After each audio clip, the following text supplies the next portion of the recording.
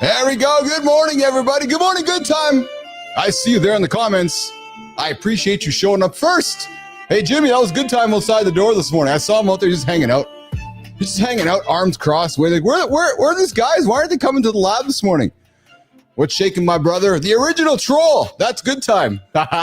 All joking aside, brother. Good time was here on day one with us a long time ago in Mornings in the Lab. And you know what? He's stuck around. He's been watching this journey come to life. And my brother, I appreciate you. Welcome back, everybody, to Mornings in the Lab with Keith and friends. We're getting after your daily dose of real talk, motivating content, and the accountability partner you didn't know you needed until now. Today, we've got a powerhouse lineup coming up. After it today, the Morning Loop gym equipment drama that's gone viral. Find out why everybody's fired up. And Marty's here today, so we're going to have some fun with it. A Joey Swole thing. Yeah, there's some there's some influencer doing ridiculous stuff while she's riding the equipment. Yeah, I didn't say riding the face, Jimmy. Oh, I forgot to warn everybody. This is like an X-rated show. Yeah, or R-rated. So we might talk about things that might offend the kids. So Jimmy, tell everybody to put their headphones in. Wait a minute, I just did. Yes, put your headphones in, kids. This is an R-rated experience. We might drop a F-bomb, a B-bomb, an S-bomb, and every kind of bomb in the world. Yep. Hey, what do you guys think of the purple hat today? What do you think of the purple hat? I like rocking purple.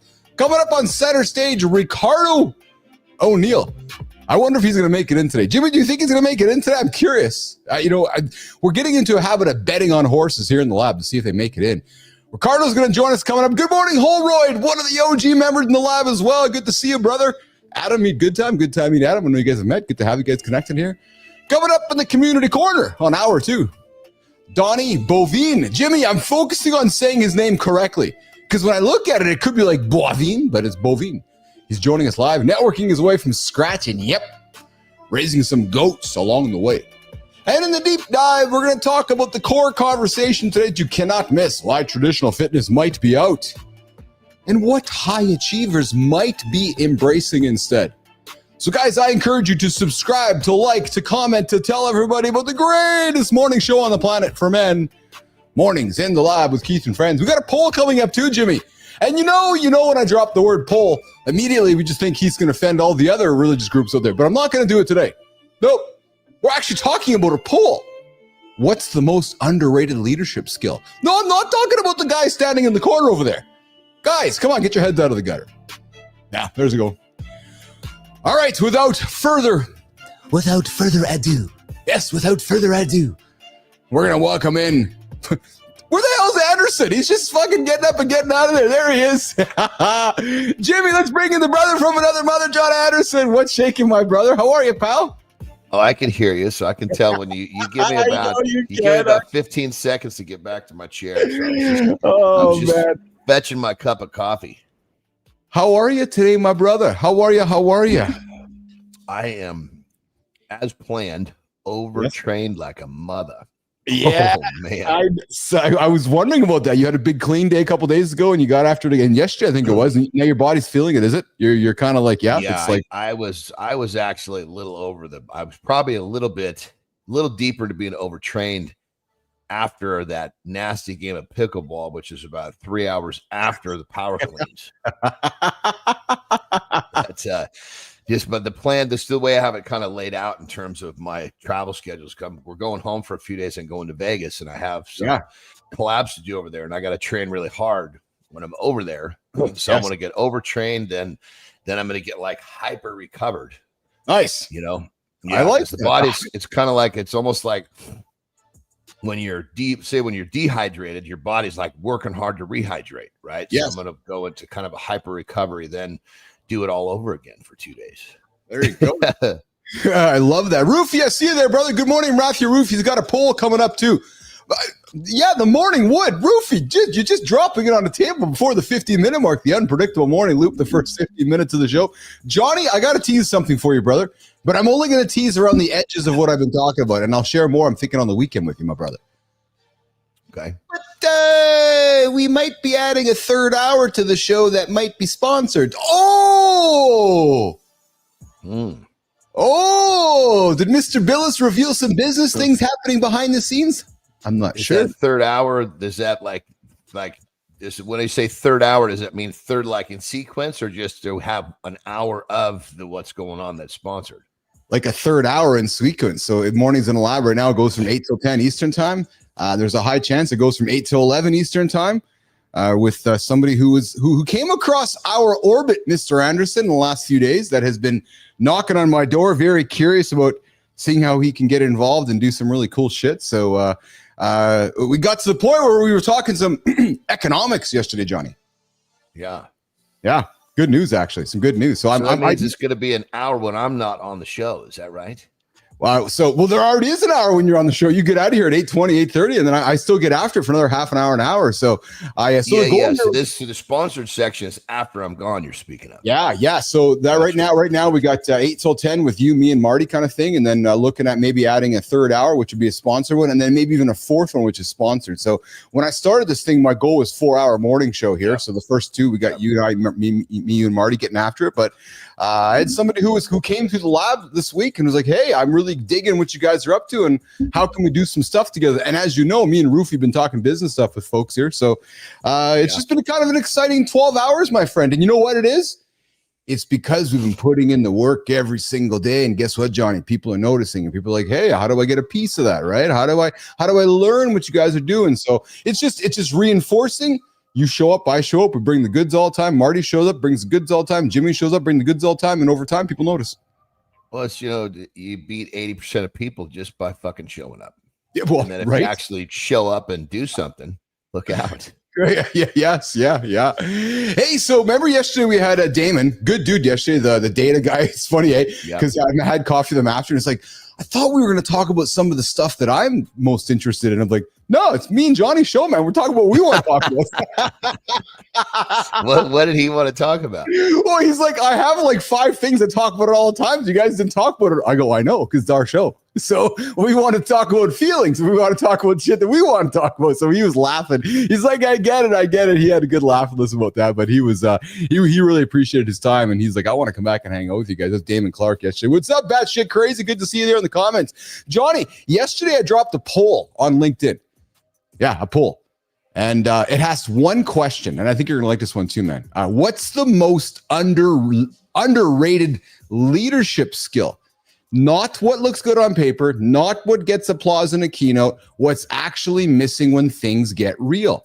And here's how our guy yesterday said listening, didn't he? Which I thought was interesting. Yes, me too, brother. Yeah. And here's how the votes landed. I thought this was quite fascinating. Jimmy, let's throw them up here, brother. So self-awareness, 29%, vulnerability, 29%, emotional intelligence, 25%, and listening, 11%. Looks like we had 24 votes. And the top 3 were close. But the fact that listening came in last, I got to tell you, man, it caught my eye because it's one of those skills that feels basic, but ends up being a difference maker when the pressure is on. And then Damon talks about it yesterday as well, right? So, is there a way for us to understand that population of voters? Yeah, I'd like to look into it a little further, actually, but I did dig into. That's the whole thing about polls. You got to understand. Yes. You could have. Yes. Let's just say. Make a really goofy example. You say, who likes sex with men, right? Yeah. How many women like sex with men? If it's a poll that you put in some sort of a lesbian website, it's going to be 0. 100%. Well, wait a minute. Women don't like to have sex with men anymore. No, the lesbians don't. That's why they're lesbian. So, who are these people voting? Is my question. Yeah, no, that's fair. That's fair. So a lot of our comments and people within my feed, a lot of men, frankly. But here's where it got interesting, brothers. So we got some comments that brought the poll to life. Rich Emmerich asked, "Can these 4 even be separated?" Then yeah, maybe not. Right? These traits bleed into each other. And we look forward. We got Rich joining us in the lab next week. Alex Beaching, the guy we passed the box to, Johnny. Alex said all the above plus creativity. That one stuck with me. Obviously, you're a creative guy. I'm a creative guy. And I believe that you are a creative leader. The way that you lead as I've gotten to know you and observe you, you definitely lead outside the box. And I love that, right? It's thinking differently. It's encouraging feelings. So creative leadership is underrated. That poll right there definitely I shouldn't say confuse me. But it definitely made me want to know who the voters were because, obviously, if I was to define what I thought was important with a leader, then it might also have to do with who I choose to lead. Yes, absolutely. 100%. Yeah. So as I'm seeing here, like I recognize a lot of the names here, Johnny, because they're folks that are in my feed. Good morning, Jonathan Bannister, Top Serve Digital. Johnny, remember Jonathan Bannister? He was here a couple days ago. Yeah. The handsome dude from Dallas. Dude, you guys see that guy? You guys, I got to be honest, man. I think I got to take my glasses off for this one. Between the two of you, I think I might have a couple man crushes. Like you guys, I'm just saying. I'm like, Jesus, man. Like he's got a couple years young. So you and I are the same age, 53. Well, Bannister's 43. Hold on. Yeah. And now that you've revealed this, yeah. I need you not to ask me to play with you anymore. One day Jimmy's gonna clip this whole thing together. No more of that shit. Now that you've told me there's a potential man crush, that phrase has a much different meaning. I've heard enough of that. I do have an actual man crush though on Idris Elba. I will be honest. Idris Elba. He's a British actor, black British actor, very handsome dude, striking appearance. He's Luther in TV, and he's done a lot of North American stuff, but he's a pretty cool dude. But anyways, what is it that gives you a man crush? Now that we're on this topic, let's talk about it. Yeah, I don't know. So I'll tell you, what gives me a man crush? So with Elba, maybe yourself, and with Bannister, look at me just revealing it all. I like the trait. You froze. I like the judge of book. You froze right at trait. You said, I see that trait, and then it froze. What did you say? I'm going to dance around there. I like the traits of kindness, and I like the traits of I like when you put out, Bannister puts out, you guys put out this kind of this presence, but when you get to know this human being like yourself or even Jonathan Bannister, there's this kindness, there's this softness, there's this reality, there's this authenticity to you guys, right? So yeah, and I know what you're saying, brother, because I wouldn't say I have man crushes, but I can tell when I'm more drawn to someone. Yes. And for me, it's almost always, of course, they got to be a handsome person, Yes. And they've got to be outside the box. Yes. Inside the box, not attractive to me. But most importantly, they've got to be clever. Yes. I like that too. When someone has a clever way about them, like you can say something or you can say something in a clever way. I agree with you. Very different. Yeah, bang on. And I think that's what draws me into somebody, right? Like, there's as well as I do, there's been a few guys through the lab here that you just want to walk towards them, right? You're getting their energy, and it's the same way I felt about you, the same way I felt about Marty. Jimmy, it looks like we got Marty in the green room there. Same way I felt about Jonathan Bannister when we hung out with him. And there's just certain people you want to walk towards and get more out of, right? So good morning, real quick, Mark. I gotta let you know, Keith was just describing his man crush on you. Yeah, so you know what you're walking into. Well, look, I heard handsome, and I popped up. So if Keith that's just the way to summoned deal me, with that. I heard handsome, and then I'm right here, bam, quickly. That's the way to do it, brother. What a great response! I love it. Marty's timing is brilliant. Hey, handsome. Oh, there's Marty there. Just handsome. I'm right here, man. Handsome Marty. Yeah, there you go. There you go. It's so weird. When I was your age, Mark, I connected. Part of my identity was being good looking. Right. That's just kind of what I did. If you were to somehow read my thoughts as I got older, it just started sliding down the totem pole. I don't really know why. Not that I take any less care of myself to be, handsome or good looking dude, but it's kind of weird how that for me, when I was younger, I identified with that a lot more. I think it's an evolution, man. I think that just happens men and women, Yeah. To an extent. When I was younger, if people would say, "Oh man, you're a good looking dude, you're a handsome dude," I was kind of like, "Oh yeah, that's really itch that scratch," Yeah. Now, me too. Now they say it, and I'm just kind of like, "Oh, that's kind of interesting." It's not part of my real identity anymore, if you will. Very low on the totem pole. Hold on, Anderson. I'm going to respectfully disagree with you. I think you're aging extremely handsomely. Like, dude, don't get me wrong, dude. Don't get me wrong. I know I'm a good looking dude, but it's like it's just down my totem pole of importance where when I hear it doesn't itch that spot the same way. Gotcha. Johnny and Marty's a pretty handsome dude too. I got to tell you, he's rocking some pretty attractive looks too, my friend. I'm just saying. Thanks, man. Appreciate it, man. Just saying. Hey, coming up, what do you get when you cross a party vibe with a tech startup? A creative strategist who's turning good times into great business, and he's not just here to have fun. This guy's building a unicorn. We have Ricardo O'Neill coming up in a second. Bannister says John doesn't know it yet here, but I'm going to put the man crush trance on him here soon. Yes, I think that might be the case. Scott Benzie joining us this morning as well. Wow, we got everybody rocking in the comments this morning. Good to see everybody. Jay as well coming in, and good time. This is a man show. This is great, guys. I'm loving all the energy happening. We got Ricardo O'Neill coming up. We're going to do the accountability check-in, but I think before we do the accountability check, we got to check in with Marty. Marty, you've been extremely busy with life, and I respect and I love that about you. Give Johnny and I a quick little minute. How's life in your world, my friend? It's going good, man. Been busy. I don't know if you peeped. I've been posting a lot more content. Yes. So how many per day, brother? On TikTok 5, on Instagram 3. Good. And I'm trying to do 2 on LinkedIn, and YouTube is at least 1 a day. So getting after it, bro. Getting after frequency, man. It's a world of frequency. The platforms are competing for content. So the more you give them, the happier they are. True. And I've been busier with the general manager and stuff. I sprinkled an update to Keith the other day. I don't know if Keith remembered. I did. I didn't say nothing though. You go ahead, brother. Okay. No, I didn't say nothing. I'm just throwing it out there. Yeah. I sprinkle it to Johnny. I sprinkle it to Johnny. In the duck and dark. Yeah, I sprinkle it to Johnny offline. Clubhouse here. I'm standing outside the clubhouse. I will say this with respect to Marty, Johnny. Marty just keeps me in the loop with the schedule, and he just drops him a couple days ago. I know. We're just having some fun here. Yeah, Martin and I had a good conversation on the phone. I was just about to say. Yeah, Johnny tried to rip me a new asshole the other day, man. Oh, Marty, hold on a second here. I got to talk for a second here, Marty. I'm playing. I'm joking. No, he didn't. So for the last fucking week here, I've become Jon Anderson's assistant. Oh, yeah. So Tom Hudson, who was on the show. What? The fuck? Tom Hudson was on the show, Marty. So John's trying to connect them. So I got a message a couple days ago. Hey, can you connect me with Hudson? I'm like, yeah. So the last few days, he's like, I can't get a hold of the fucking guy. Can you phone him for me? Can you do this? I'm like, dude, fucking phone him yourself. I don't have his. I was phone there. If I had the fucking number, I would have. Jesus Christ. It's not like I said, hey, I got this working number here. Will you please make the call? I got a fucking number that won't work. He gave you the wrong number. This morning I wake up and oh wow.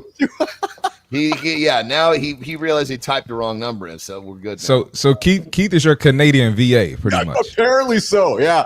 Hey, I do this shit for free anyway. So Anderson's like, hey, maybe he'll get him his number for me. So all right, we got Ricardo O'Neill coming up in the green room. Let's keep. Well, you're still there, aren't you, Mark? I'm here. We got Elizabeth Caswell. Well, you gotta give me the sprinkles. We got all this fucking mess and didn't tell me what's going on. I got you, man. I got you. I'll hit you today, man. Okay. Yep. All right, Jimmy, let's get after it, pal. Fellas. Don't let one bad day turn into 5. Yes, you snoozed your alarm. You missed your workout. You barely got through the day. The next thing you know, you're telling yourself you'll wake up for tomorrow. What the f*** is that? Honestly, I'm going to wake up one day. I'm going to get up someday. I'm going to start my next task another day. No, stop. Guys, stop. That mindset is the trap. You don't need to catch up. You need to get consistent. You guys hear us talk about it every single day. Consistency wins. Here's how to reset without digging a deeper hole. You slept in? Well, start again. Drink a full glass of water, step outside, and start your day right there, right now. You ate like trash? Well, get up, get after it. Make your next meal clean and simple, then go for a short walk. You missed your deep work block? You missed working those deep cheeks? Choose one task that still matters and finish it. And if the day's still sideways, pick one habit, and you'll even... Pick one habit, you guys. You might get 4 hours later. Mine's getting a morning workout, and no matter what, it's that non-negotiable for me. Choose the one task that still moves your work forward. Skip the rest. Set a shutdown time. Close the laptop. Get ready to hit your alarm like the next day without excuses. You guys build those healthy habits you can count on for the days nothing else goes right. There's your accountability check-in. I just stumbled through that one here, guys. I'm sorry about that. Just so much energy. I'm just thinking about the previous conversation. All right, Jim, let's keep it rolling, man. I'm going to get myself set up for our first guest. We've got a busy show here today, guys. Mornings in the lab with Keith and friends coming up here. Ricardo O'Neill, he's building a unicorn, and it starts with some brick and mortar. Let's bring it back here. Today's guest, creative strategist, founder of Kicks It. I got to get some clarity from him. A tech company helping local businesses get matched with people ready to go and kick it. He's fresh off launching their Android app, and he's got a big unicorn energy. We're going to talk local vibes, AI overload, and why building in real life might just be the next billion-dollar move. Mornings, I invite you all to sit back and welcome in our friend, Ricardo O'Neill. What's up, Ricardo? What's up, Ricardo? Hello. What's up, Ricardo? Oh, Jimmy, we have some bad audio. Can you hear us, Ricardo? How you doing? How are you, brother? I think we have some bad audio there, Ricardo. Yeah, Jimmy, let's pull Ricardo off. We'll talk to him in the green room, and we'll keep it rocking and rolling here with myself and Marty. We got Johnny come back up here. Ricardo, we'll get your audio set up on the back end there. All the instructions were sent over to you over the last couple of days. I'd invite you to check it out. Speaking of instructions, Marty, I got to have some laughter with you, brother. I got to have some laughter with you, man. What we got, Keith? I love it, man. I love it. So as you know, we do the show with guests all the time, right? And as you know, after the show, we meet with folks after the show. And myself and Rufy have been having some laughter. We are conducting the world's largest man's experiment. And dude, it goes like this. So Marty, let's go to IKEA. Let's go buy a cabinet. And let's see who's going to put it together. Are you reading the instructions? Not reading the instructions? Reading part of the instructions? Because we got dudes that show up on the show. Some guys read them. Some guys don't. Some guys read half of them. Some guys read a little bit of them. And I love it because after the show, it's like, how was your experience? Oh, I couldn't get in. Some guys, oh yeah, it was really easy. And it's an awesome social experiment because all of us men, we just don't read the instructions, Marty, or we don't read the map. I'm definitely guilty of that because I know if I'm putting something together like a dresser or like a desk, I'll look at the picture and then just figure it out. I'm like, I saw your IKEA. Remember 6 months ago, 8 months ago? Oh yeah. Or was it you? You had an IKEA stuff in your house there, and you're like, "Yeah, I'm trying to build this." I was like, "What the fuck is that?" That didn't work out how I wanted to. Well, wait for Ricardo to come in here. Listen, when content creation, isn't there a way, real quick? Isn't there a way that Jimmy can do a sound check with these people in the background before he comes on? Or is that not possible? It absolutely is. Yeah, 100%. So traditionally, for example, Bannister got in the show early there. So if folks show up early, Johnny, here's what happens, right? And I love this. And I love this because folks think it's like, oh yeah, I'm just going to show up and press the button. Well, no, actually, there's some instructions there which would encourage you to maybe show up a little bit early and do some testing. So yes, Johnny, it's all laid out. It just comes down to the human who is eager to learn the instructions, not learn the instructions or not. So you know what, Johnny? That's how me and Keith. That's how me and Keith got started. Yeah. We always had issues. And then when we started getting to the show early and figuring shit out, that's when we were smooth with it. But that's how me and Keith learned. Yep. That's exactly it. So, Mark, I'm glad you're here today. I have some fun conversation with you guys. I got a Joey Swole thing from the gym. When content creation goes too far, the gym equipment controversy, everybody's talking about. I know we talked about it before on the show here, guys, but I want to pull this up here, Jimmy. If you can pull it up with me here, Jimmy. If you got that video running, let's run a little video there, Jim, on this one. But I guess there was an influencer doing some crazy stuff in the gym. And I know we've talked about it before, and we try to, the goal here is to keep a bunch of negative bullshit out of here. But Joey Swole, known as the CEO of Gym Positivity, sparked a firestorm after calling out adult content creator Indianara Jung for performing explicit acts on gym equipment. Yeah, there's videos showing her straddling weight bars and pushing herself against various machines, going viral. Now she's been banned from multiple gym chains in Brazil. I guess the question comes, guys, is that when is somebody going to put a stop to all the ridiculous behavior happening? Anything for a fucking like, huh? Jesus Christ. True. Yeah, it's absolutely true. It's riding the bar. And Jimmy, do you have the video there we can run there, Jim? Let me see here. I think you're. Yeah, let's play it, Jimmy. Let's play it. So there she is. I don't know if this is the actual one, but that's what she looks like. I was saying that first she was behaving that first one. Now here's the one right now. You see, she looks like she's getting ready to set this whole thing up. Yeah, there we go. Like I don't know why, and I guess I do know why, but it's Marty. Where do you go with this? It's just something attention. tells me that was just the tip of the iceberg, Mark. I could tell. Yeah, she was doing a lot worse shit than that. She had to be doing way worse to get banned. Yeah. Yes. Attention is a new drug, man. That's unfortunately a lot of these women. Mark, that right there, holy shit, that fucking statement. That's the fucking truth. Teeth. Yeah. Yeah. Attention is a new drug. Oh fuck. Yep. That is so true, brother. Exactly. Because I'm a big one. Attention is currency, right? But holy shit, it's gone beyond that now. It's different. Yeah, it's a drug. And women can make money off of it. I mean, women are making stupid money off of doing stuff like this. So it's not going to stop anytime soon.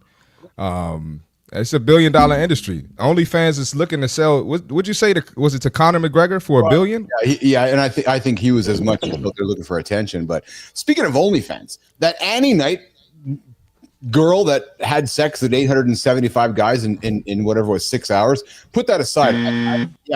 I saw a video, guys, of the guys walking in. Did you know they all had fucking face masks on? Oh, of course. Yeah.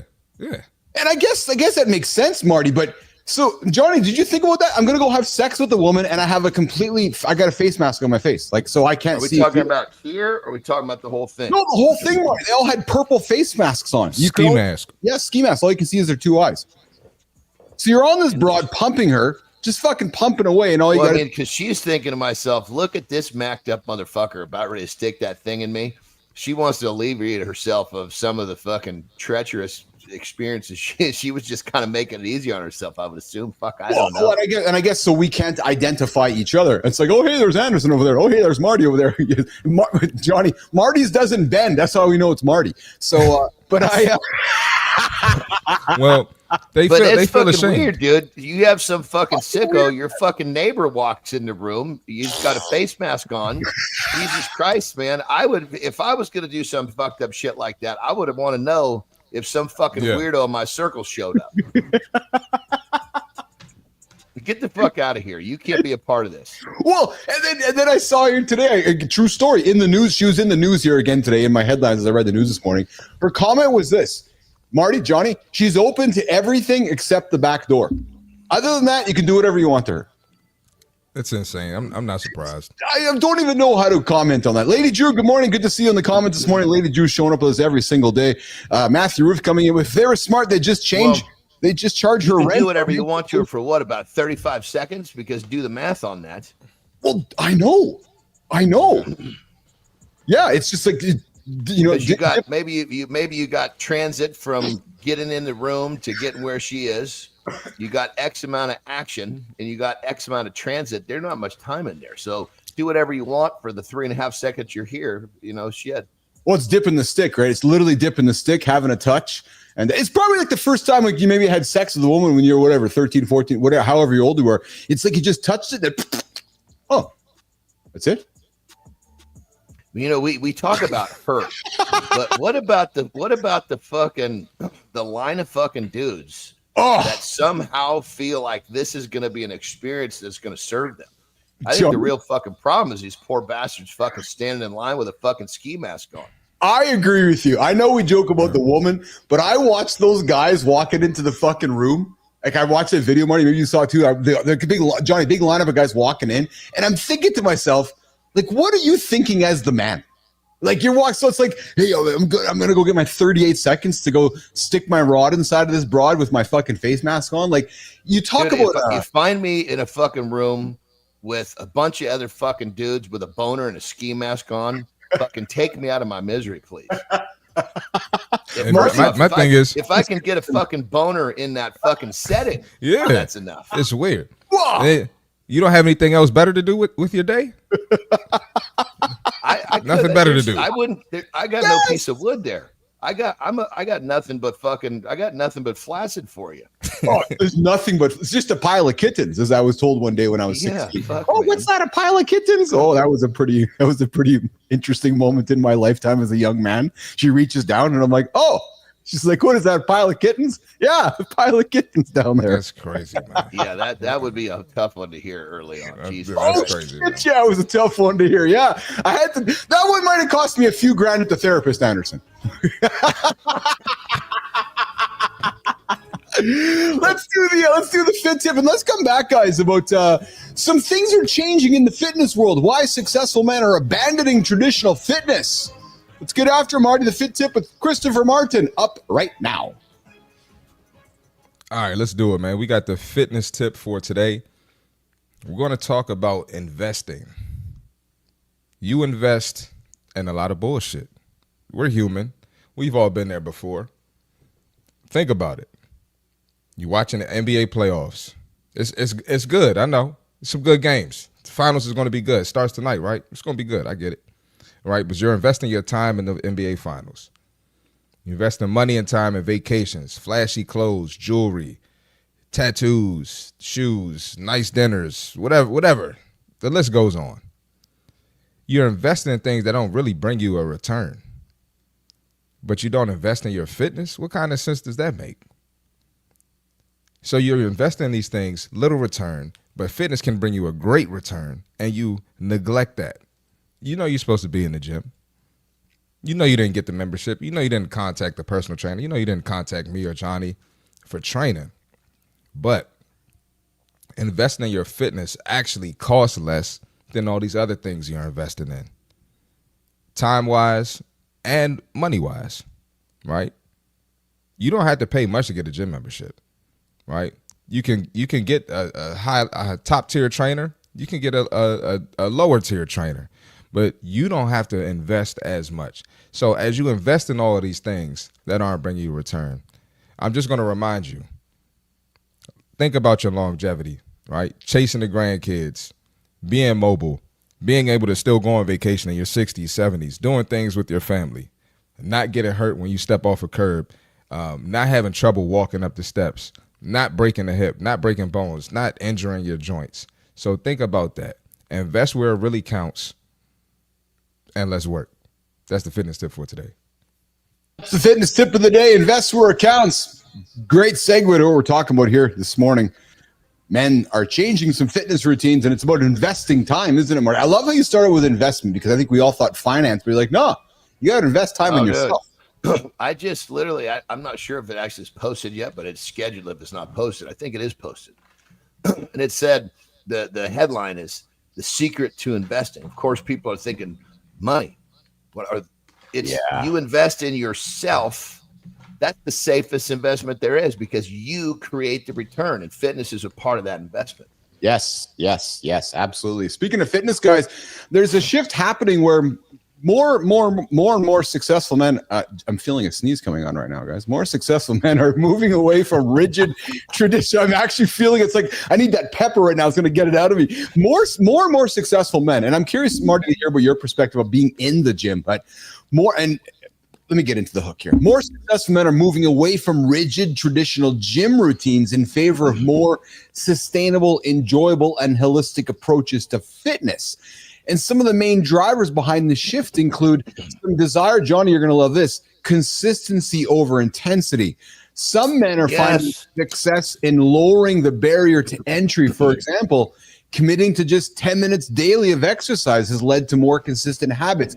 And I found the story, Johnny. I knew you'd both love this because it really leans into our principles. And it's like, you don't got to go there and do fucking 4 hours of working out. Fucking get 3 minutes in, get 10 minutes in. And I love something you said to me, Marty, a while back, which is, would you rather do, what was it you said, what was it? It was just this idea of 100 days of 10 minutes consistently instead of, I worked out for 4 hours one day, I took 3 weeks off, worked for 4 hours. No, like fucking 10 minutes for 100 is much better, right? So it's this idea of committing to just 10 minutes of daily exercise has led to more consistent habits and better long-term results. Johnny. Think of it like this. If you like to go to the fucking movies, it's real easy to go to the fucking movies. Yeah. So pick the fucking activity for exercise that you like to do. Yeah. You know, if you don't fucking like to lift weights, don't fucking lift weights. Pickleball, Johnny. You've leaned into pickleball. You and Terry leaned into pickleball, right? There you go. The other thing to do. Having a ball. I met a guy literally on the court last time I played. Yeah. And he said exercise had been a problem for him. He fell in love with pickleball. He's fucking lost like 80 pounds. Love that. Because he enjoys to play. So he's now has an activity that he looks forward to doing. And it's not like prior to that, he was always trying to do something he didn't want to do. Well, if you don't fucking like to go to the movies every Thursday night, guess what? At some point, you're going to say, I don't give a shit how fucking good that movie is. I'm not going back. Yes, that's exactly it. So, some of the comments here, guys, is there's a growing recognition that fitness is not just about physical appearance or brute strength. And truthfully, I joke about this often. You come on our show and I invite people to judge a book by its cover. You got Johnny there, big muscular fellow. You got Marty, big muscular fellow. You got Keith, massive muscular fellow over here. But the reality is we are all the reality is, if you listen to us talk, we're as much about mental health. We're as much about stress reduction. We're as much about getting up and get moving. So yeah, Johnny picks up heavy things and so does Marty and so does Keith. But I can tell you guys, there's as much an emphasis on this show of redefining the idea of the gym. The gym could be your pickleball court. Just is movement. That's all the exactly. gym is. Exactly. The gym is just who gives a damn what you choose to do? Just fucking do it. Yes, I love that, right? Because traditional gym routines often emphasize high intensity, heavy lifting, and repetitive workouts. Guys are like, oh, I don't want to do all that shit. Then don't. Go for a walk, 100%. Do some body squat workouts. The idea is just to get up and get moving. And guys, take care of that brain. How about if you don't know what you like to do, think back. Just go back in time. You're going to find some activity that at one point you enjoyed. You probably don't enjoy it anymore because you let yourself get all fucked up. Yes. Well, start slow. Maybe you like to fucking play basketball. I can't tell you how many people I've helped. They love to play basketball, and they were unable to play one-on-one with their kids because they let themselves go so far. Okay, look, let's not try to fucking play one-on-one with your kids. Let's just go out and fucking start shooting around. No running yet. Just fucking move. Pretty soon you're going to find yourself trotting to get the fucking missed shot. Next thing you know, that trot's going to turn to a run. Next thing you know, your boy's going to ask if he can play horse with you. Pretty soon you're going to be playing one-on-one. It's all because you just started to shoot the fucking ball. Marty. Yeah, one of my clients, he's a D1 basketball coach. And I checked in with him yesterday and I said, "Hey, did you do the workout on Wednesday?" He said, "No, I played basketball instead." I said, "Oh, that's fine. That's cool." Perfect. Awesome. So he'll play with the players and it helps him. So I'm right there with you, Johnny. Scott Benzie coming in with the gym turned out to be a zen place when you enjoy your workout. And Johnny, listen to you talk for the last 60 seconds there. And to anybody tuning in would think it's like this fucking cliche Hulk Hogan eat your Wheaties stuff. But I'm going to say this on purpose. No, that's the point. Because somewhere in life we have forgotten about it's okay to go play basketball with our kids again. It's okay to go shoot some hoops. It's okay to go play pickleball. It's okay to do these things that aren't high intensity, crazy, or lift heavy weight stuff. No, just go get moving. In perfect example on that level, like people say, oh, well, fuck, I'm going to go to the court and I'm going to embarrass myself, blah, blah, blah, blah, blah, whatever. Right. Terry and I go to the pickleball court. We fucking don't even know the rules. We play. All we try to do is fucking hit it back and forth as many times as we can. Yes. That's our version of pickleball. Yes. People are like, hey, do you guys want to jump in for a game? We're like, we're good. We really don't know the rules yet. They're like, well, we'll teach you. Well, and that's wonderful, but we're not there to learn to play pickleball. We're there to enjoy the sun, to get a good workout, and then learn how to fucking use the paddle with the ball. So don't think that because you're going to a basketball court that you have to fit into whatever is there. You can choose to do whatever the fuck you want with your activity. Marty, I have a feeling that John and Terry are these hustler pickleball players that they quietly just fucking practice and play. And then somewhere along the way, they're going to go. Remember Ford? We met at Florida, Ford Dyke, the pickleball guy. Quietly, Johnny, and we're going to see headlines, Johnny and Terry Anderson emerging as these pickleball fucking champions in North America because they've been hustling all these old fuckers across Florida and California. And then Johnny's like, yeah, I retired after strongman and wrestling, but I had to get back to something. And pickleball is where I found it. Well, y'all, I'll tell you, some of these fucking dudes at these courts, they're fucking. I mean, there's people there to stay there for 4 hours. Yeah. I mean, these dudes will play games all fucking morning. It's pretty crazy. So yeah, I mean, but I guess what I'm really trying to get at here is that we go into a fairly intense pickleball setting, but we're really not playing pickleball. We're playing our version of pickleball because it serves us. Because if you're really playing pickleball, you hit and you fucking get up to the line, and the game is designed where you just kind of sit there and you go back and forth. You don't move much. Well, to me, that doesn't really serve the purpose of what I want to do with the game. I want to move more. That's why I'm playing it, so I can have more movement. Kind of like if you're going to play basketball, maybe you just only shoot 3 fucking pointers because you're going to miss a lot, which means you got to fetch a lot of balls. That might serve you getting more movement playing basketball. Are you really there to play one-on-one? No. Are you there to get into a pickup game? No. You want to shoot fucking long shots and go fetch them. Dude, you know what I love about you? That's a good analogy, man. It is. It's a good fucking analogy, John. Well, I mean, it's like Jesus Christ. Just because you're because that's what people can say. Well, fuck, I'll go to the court. Oh my God. Shut the fuck up. Go and do what serves you. I love when we all make our special voices. Johnny, there's these special voices that come out. But you know, it's funny when I'm hearing Marty, you know what I love about Johnny? Is his intention. He's like, yeah, when I fucking play pickleball, we don't move fucking enough. So I'm going to be the guy who's moving left to right all the fucking time. I'm going to be that guy. I'm going to be, it's like, we play more like tennis. We play more. It's basically like a miniature tennis for us. You know? I believe it. I absolutely believe it. It's all with intention and purpose. I love it. And men are the idea of getting up to where you're only just moving your arms, that doesn't serve the purpose of why I'm going to that place. I'm going to suspect, Marty, it's hit the ball, Terry, do a burpee. Hit the ball, Terry, do a burpee. Hit the ball, Terry. Dude, it's fucking difficult. It's difficult enough without the fucking burpee involved. No, it really is. It really is difficult. I've never played. I will admit I've never played. Just think tennis at like, I don't know what the difference is. It's probably like, I don't know. I want to say maybe 40. It's roughly half of a tennis court. Right? Okay. Yes. Yeah. Maybe 60%. So you're playing on a miniature tennis court, and you got a paddle that would kind of resemble like a big fucking ping pong paddle. Yeah. I like ping pong. I'm pretty good at ping pong because I'm such a little man. So I'm good at the ping pong. Ping pong is much more. That resembles the real game of pickleball much more. That's why I had no interest in fucking ping pong. You know. Coming up, ping pong championships with Jon Anderson. Dude, I don't know that I've ever really played a full game of ping pong because there's never been an interest. It's like, this fucking game is not going to grow my fucking shoulder cap. So let me go do something that will. Jesus. Benzie, I would let John win for the fear of being thrown into a tree and the fear of being bent into a pretzel. and then we got B-Driven, we got Bernard joining us this morning. Might as well play ping pong. Yeah, that's exactly there. You should probably be playing volleyball. Oh, volleyball. Johnny, do you play volleyball, brother? You know, they actually have daily pool volleyball games here. Oh. And these motherfuckers take this shit serious. Well, and you don't? No. What, are you fucking kidding me? Jesus Christ. I played a couple times, and one of the guys is like, dude, spike it. I'm like, there's fucking females on the other side. I'm not spiking the ball. What is wrong with you? Dude, spike it. Fuck. Jesus Christ.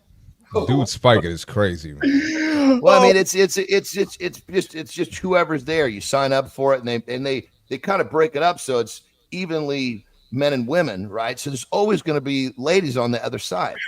Who the fuck is going to smash the fucking ball across the other side and possibly fucking hit a lady in the face? But this doesn't make any sense. I'm just fingertipping the bitch. Marty's in the lab with Keith and friends. We got our brother Marty back this morning. The three guys are getting after it, having some ridiculous. We've just been laughing for the last 45 minutes. I love it. We got the Jon Anderson lifestyle tip coming up in a second. Then we got AJ Zeglen joining us in a couple of minutes. Marty, what the hell are your plans today, brother? You leaving? You sticking around, or what are you doing, man? I'll say what's up to AJ. Then I got to go because I haven't seen AJ in like 2 or 3 months. So I want to say what's up to AJ. I actually got to go right after my tip because we're hitting the road this morning. That's awesome. All right, so good. So Johnny, can I call you on the road today or no? Yeah, you totally can, brother. Keep in mind, there's some sections where I don't have service. So if it goes to voicemail or you can't hear me, we'll just find another place. Remember last time we were talking, I was like, dude, you called it a perfect time. And we had service the whole time. But a lot of times it's not that way. All right. I love these men. Jon and Marty and Keith. John, you got your lifestyle tip. Jimmy, let's get these guys going. And then we're going to bring AJ in and we're going to say goodbye to Marty. Get after it, brother. All right. When it comes to whatever activity you choose, and this is kind of a bridge off what we've been talking about here, do you. Do what interests you. Don't worry about what other people think. We just got done talking about how my wife and I, we go and play pickleball, and there's games, like true pickleball games going all around us, but we don't play the game of pickleball by the rules. We play our version because we go over there to get a good workout and we want to bring movements into our life that will keep us from, aging quickly. So we have a purpose in what we're doing when we go to the pickleball court. Kind of like if you like basketball or you like some other activity, you don't have to do exactly what other people are doing at this place. Who gives a shit what they think? You're there for your purpose. So stop worrying about what people are going to think when you're starting over with some sort of physical activity. Stop worrying about anything other than what serves you and what you choose to do with your activity. This is a great way to get out of the gate, because in most cases, the step that stops most people is the first, because they're afraid of what people are going to say because they're just starting out. So remember this. When you're just starting something, you are supposed to suck. You know how fucking that removes all the pressure. So go suck. Go suck at whatever you choose to do for your activity. Every time you go back, you'll suck a little bit less. It kind of takes the pressure off the situation. But ultimately, the message is clear. Do what serves you with whatever activity you are choosing to do for your fitness. Rock and roll. Johnny, as simple as this, what a great message, actually. Right? Because somebody's like, I don't want to go play basketball today because I suck. I'll put my hand up. Like, I suck at it. But yeah, dude, it's one of my clients. I teach people how to do what I do, or I help them actually in many cases just with, creating a business online. And, social media is free advertising, and creating videos for many people is a big fucking thing. And I say, look, you're supposed to suck. It doesn't make sense if you're good right out of the gate. And they're like, whoa, I didn't think about that. So go suck. And next time you'll suck a little bit less. And looking at it from that perspective really frees people's minds. It takes the pressure off. Well, that's what I love about it, because it's so simple and it's a good reminder, because we're never reminded of it. Like we never are, because we often won't do something because we suck. So when somebody's like, it's okay to suck, like, oh yeah, actually okay. And again, I repeat myself.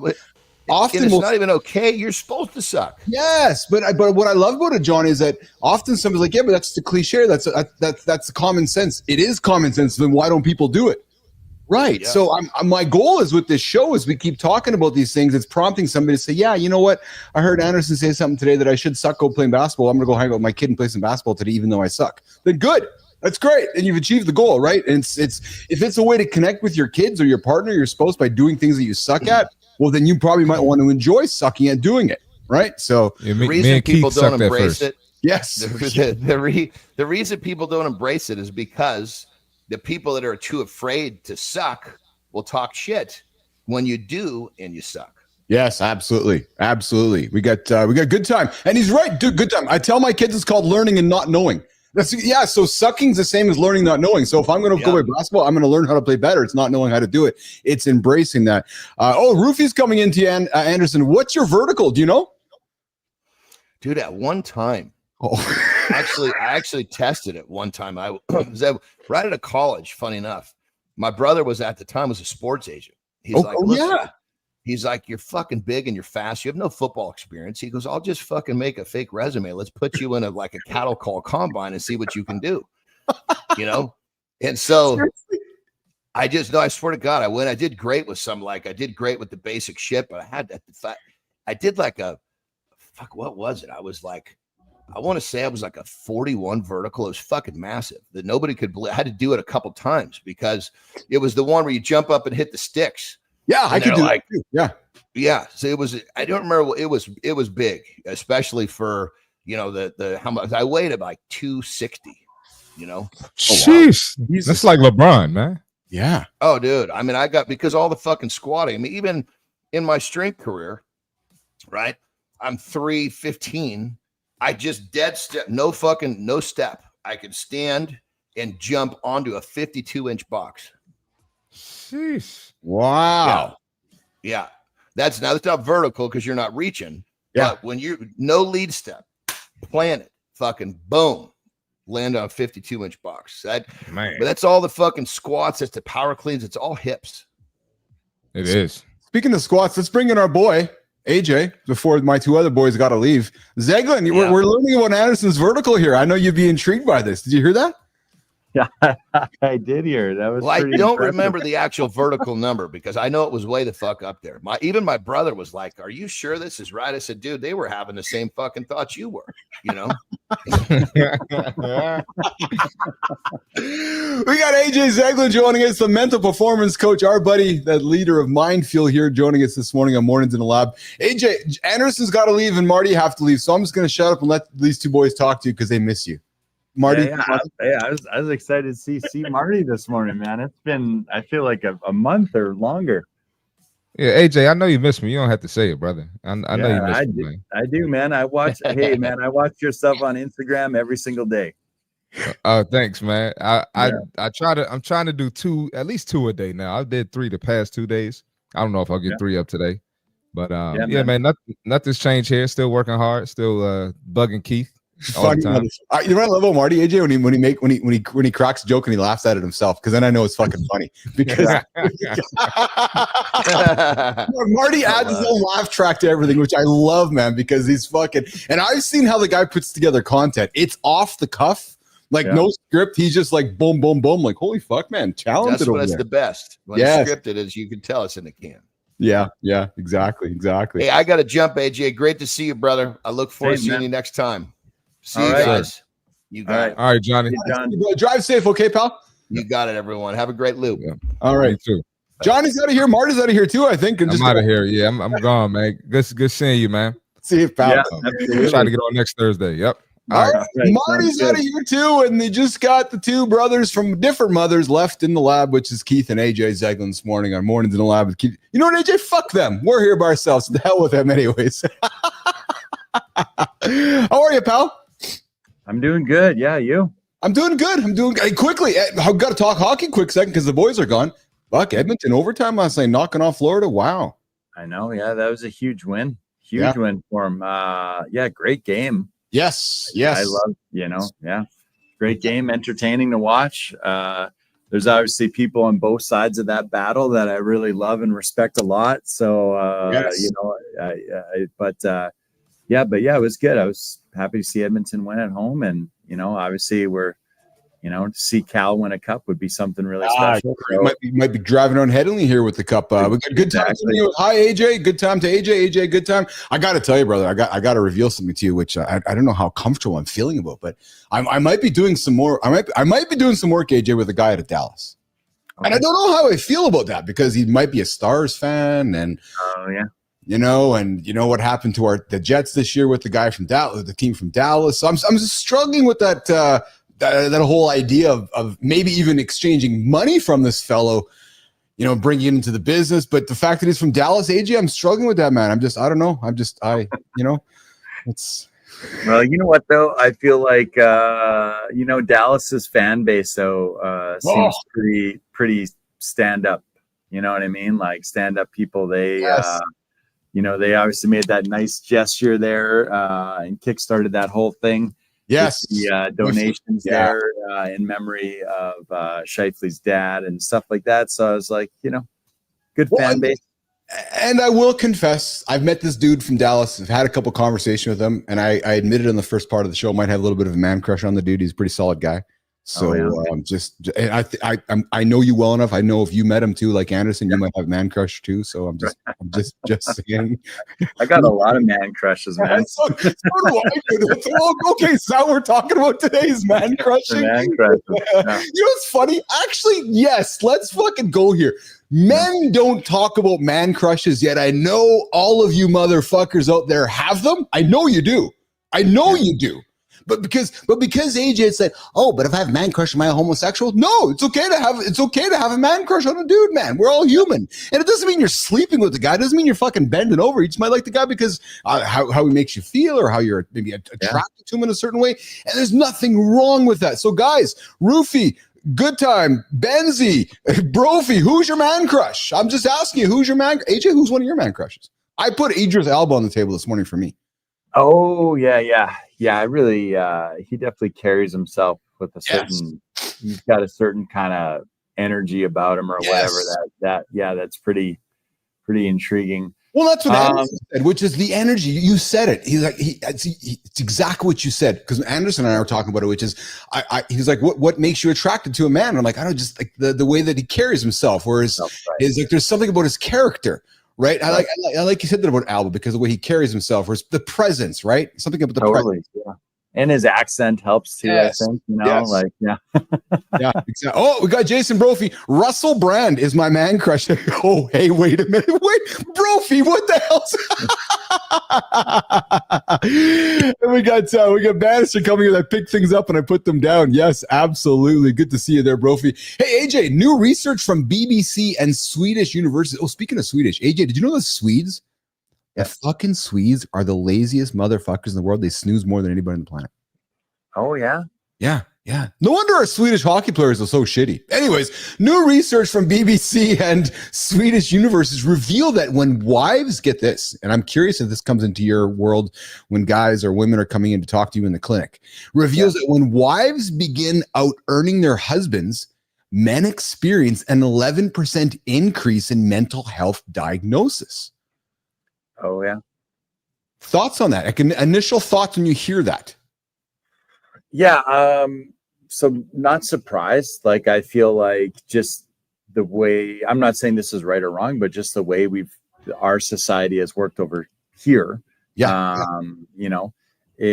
that traditionally the male has always been the provider. Right. And and I think that, we've talked a lot about,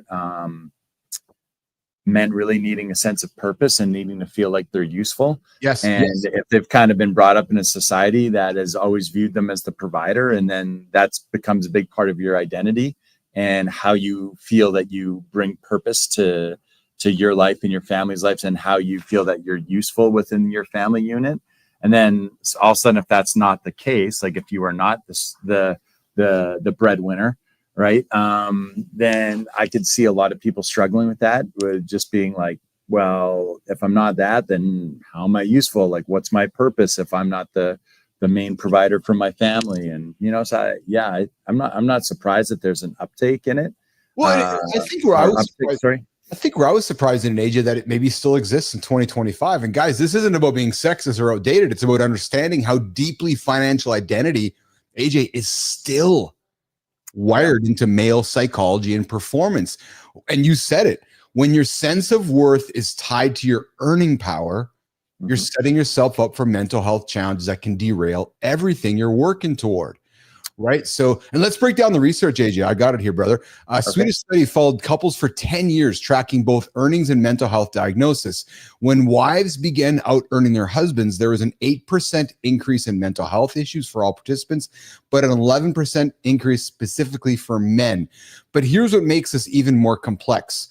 The study also found that men whose partners earn more are more likely to cheat, potentially as a way to reassert their masculine energy. Right. And one participant said, it stings your pride a little bit that your wife's the one out there making all the money. And another one called, the house bitch, hate to say it out loud, by family members, right? And the data shows that some stark realities. In 1995, 25% of both men and women had bachelor's degrees. In 2024, 60% of women aged had degrees versus only 30%. Sorry, 2024, AJ, 47% of women aged 25 to 35 had degrees versus only 37% of men. Single women now own 2.7 million more homes than single men. So some of the stats are telling us that women are performing men, and some of the men's masculinity within themselves is being questioned. Yeah, totally. Because that was kind of the narrative, right? Is that those things were attributed as parts of masculinity, right? Yes. I'm not saying they are, but that's what it was, right? The part of those things were to go out, to have a career, to buy a home, to be the breadwinner, to be the main provider. all those things were traditionally, attributed to masculinity, right? And obviously that's not the case, right? We know that, but I think when people have that kind of almost untalked about sense, or they have been raised in a society where they feel like that's true, then when they're not meeting it, they don't feel like they're doing a good enough job, right? They feel like their role as a man is that they're coming up short. Yes. We got some comments from the community here. AJ, we got get after Benzie. I see your comments, man. God bless you too. Have a great one. We got Matthew Roof, Tyler Joseph, 21 Pilots, Trophy Husband from Good Time, and then Jonathan Bannister coming in with a lot of propaganda made that happen. And it's hard to argue that, perhaps, right? A lot of just information out there feeding people's thoughts and ideas and so forth. Totally.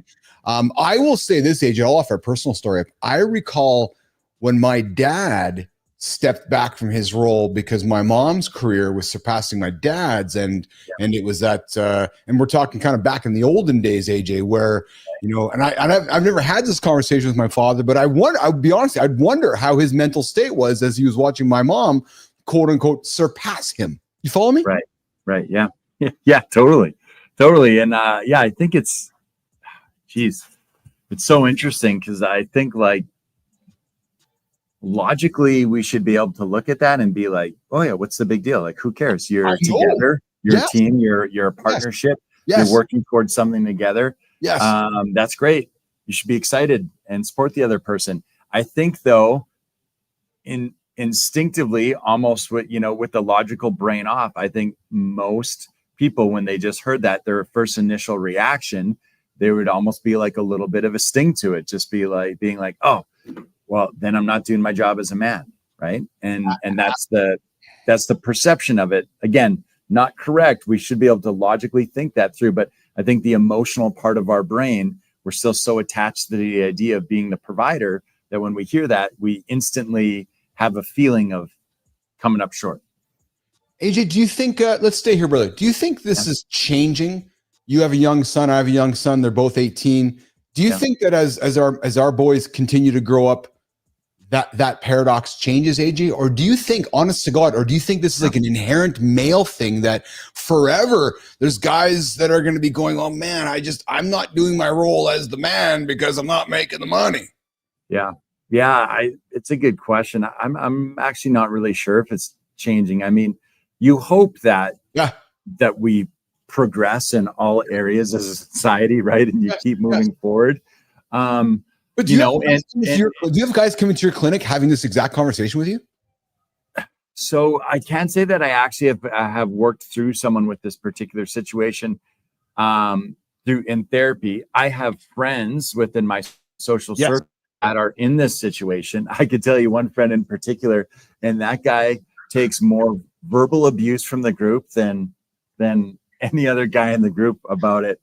They call him the man nanny. And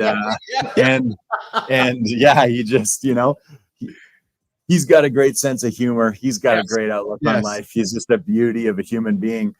So he almost pokes more fun at himself than anyone else, right?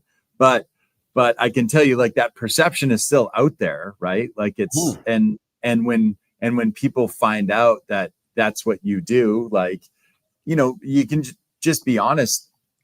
I think that stigma still exists. Like, if you meet a couple, or you run into someone and the man is, what do you do? And it's like, oh, I just, I don't work. I stay at home with the kids.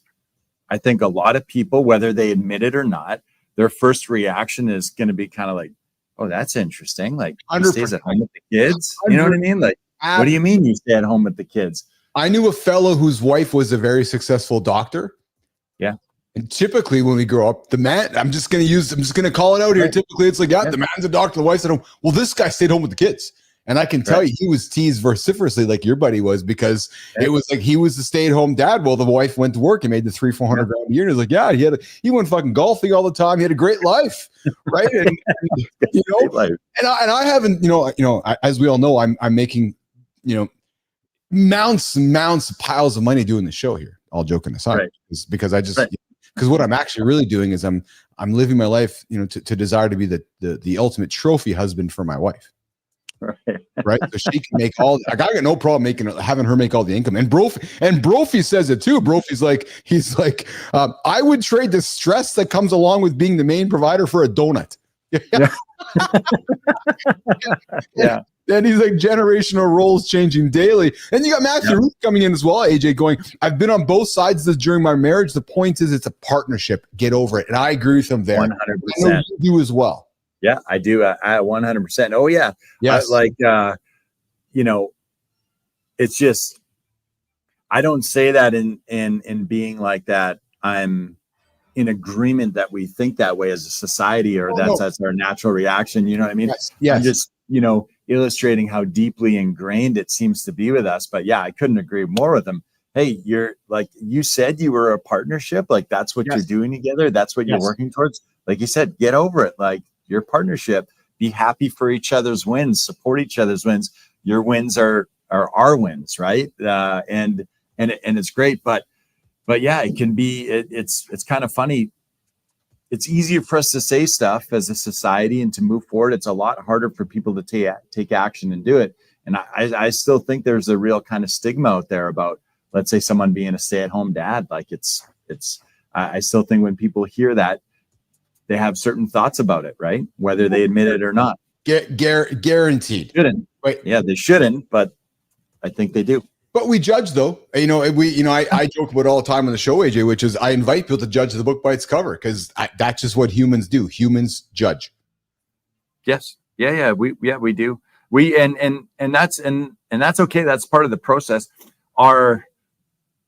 Ideally, what we're able to learn how to do is that we're presented with some information. We're going to have a gut reaction to that. We're going to have an initial thought after that. Hopefully, we're able to regulate ourselves, as John always talks about. Instead of reacting, we're responding. Yes. Right. And we're able to, what we're talking about now out loud, you're almost able to have that internal conversation in your own mind before you respond to the situation. Right. You're able to sit there and there's logic in it. Right. So if you're a buddy right now and you're thinking, why am I being kind of a goofball because my wife's making more money than I am? Totally. If you talk it out, like to Roof's point of being a partnership, like, yeah, but if she makes more money than I am, that means our family's a little better off, or our life's better off. So somewhere within the conversation, you have to be able to put your ego aside and recognize that you're part of a team. Man, I love that you use the word ego, because that's what it is, right? Well, and I go back to my dad, AJ. I go back to because I'm olden days here. So I remember very, very vividly when my dad was going through that shift, and my mom's career was doing this, and my dad's career was like, okay, I guess I'm this, and Gladys keeps going up. And I was not part of their conversations, but I would only imagine, brother, that there was some pride swallowing for him. I'm just being honest about it. I would bet. Yeah. I would bet. Well, yeah, and especially with that generation, right? That's what I mean. We still feel that stigma still exists today with our generation and our kids coming up. But yeah, you imagine with that generation, like that would have been part of the belief system of the generation, right? Yes, the man has to go out and work and provide, right? So exactly. It's it's interesting too, because if you ask me, outside of what I think, like I don't, whatever everyone's thoughts on it or whatever, I'm like, yeah, that's cool. You do your thing, whatever. If you ask me, you're like, hey, AJ, do you feel that you should be the provider for your family? My first reaction is always going to be yes. Well, me too. Like, I feel like it's hardwired into me that I need to be able to provide for my family. But do you have a couple minutes to unpack that with me? Yeah. Totally. Because I want to unpack that with you, because let's define that. So when I hear you say that, I feel like that is my role. And Lauren and I talk about it all the time. That is my role. However, I'm going to add the however there with that. However, I believe I have enough emotional intelligence and awareness to still understand that is my role, but that is my role as part of my team. Yes. And yes, my role is to do certain things to care for my family, but Lauren has a role within our partnership as well, which I'm not going to use the word expectations, because I don't think it's wise to have expectations on our partner, but not a but. In a partnership, if we identify and own our roles, I'm hopeful and I'm confident we can go down a path in synchronicity. Yes, there's going to be times we're going to have bumps along the way, but if our roles are defined, I think that we're going to be able to have success as long as we're putting ego aside. Yeah. When you ask me that question, though, I believe my role is to take care of my family as a man. Boom. Right. Yeah, totally. And I love how you just went there and were like, hey, so that's what I'm saying it is. So what does that look like to me? And what does that look like to me and my partner, right? Because I think that's the important thing is that, you know, if you and your partner both have the same idea and you're on the same page and you both understand of what that looks like, you know, for you and what that looks like for them. The best learning I had, AJ, before I let you go, brother, because I know you got to rock and roll here. A couple quick questions. Jason Brophy, Mr. Mom movie was a prime example. Yeah, right. Western culture movies. And then Be Driven, Bernard comes in with how we are designed by our creator hasn't changed. Society is a disaster. Hard to argue, Bernard. Society, you know, could certainly perpetuate a disaster. I would say, AJ, one of the greatest roles I learned about being in a relationship, whether it's a marriage or not, was when I built ICUC with Maurice. Right. Because we clearly had to identify each other's roles to have success, and clearly had to move ego aside to have success, and then clearly had to have a bunch of respect to have success. And then once I feel like those three things were lined up, brother, like fucking, it was just let's go. You know what I mean? And it was like because there was no questioning about who was doing what, stepping on toes. It was. And it may be similar to, you know, you and Melissa, or, you know, me and Laura, or certain successful couples. There's that clear definition, and then you go. Yeah, and it's like being part of any team, right? You know what your role is, and then you do your job to the best of your abilities. And the important thing to remember too is that sometimes your role, or in the role that you play and how it looks, will be very useful and helpful for a certain amount of time. And as your relationship grows and changes and different factors around you change, maybe your role changes too. And if you don't like your role, or your role isn't fulfilling anymore, and you feel like your role should change, and that's just a conversation that you have with your partner, and you identify and you talk about how you want your role to change, or what you want to, you know what I mean? You have that constant open communication with each other, and sometimes in different times of your life or different periods of your life, your roles might look slightly differently. Like you said, you might have one point in your life where, I'm working and I'm the breadwinner, and we're making, I'm bringing home the majority of the income in the household. And maybe at some point you were talking about with your parents, right? Where now all of a sudden, some point that shifts. So now your roles change a little bit, which is great, which is totally okay. You know what I mean? That's awesome, right? That's part of developing as a human. Don't feel ever that if you have a role in a relationship, that role has to stay exactly the same for the rest of your life, right? Well, Brophy says it, and you can grow together. Jason Brophy says it at Calgary. It was shaking Brophy. Generational roles change daily. Yeah, it's true. Totally. Yeah, exactly. And so, and that's the great thing about them, right? Is that those roles, those responsibilities, those ideas, those perceptions, they can, they change over time. And as long as we're communicating with each other, so we know, right, what the other person's idea of what they're bringing in and what that looks like to them, and then we're going to be successful with it, right? That's exactly it. AJ Zeglen, Keith Billis, Mornings and Live with Keith and friends. We're going to walk AJ out of here.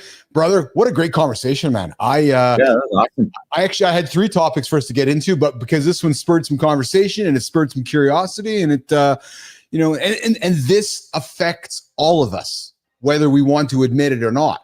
And it's just how we deal with it. And again, what I love about this show is that it's about giving people things to think about and create awareness. So maybe there's a man today going through his day going, I'm feeling fucking big because my wife's making more money. But I heard something AJ said, which was, well, you know what? Actually, it's not really a big deal, because it's not.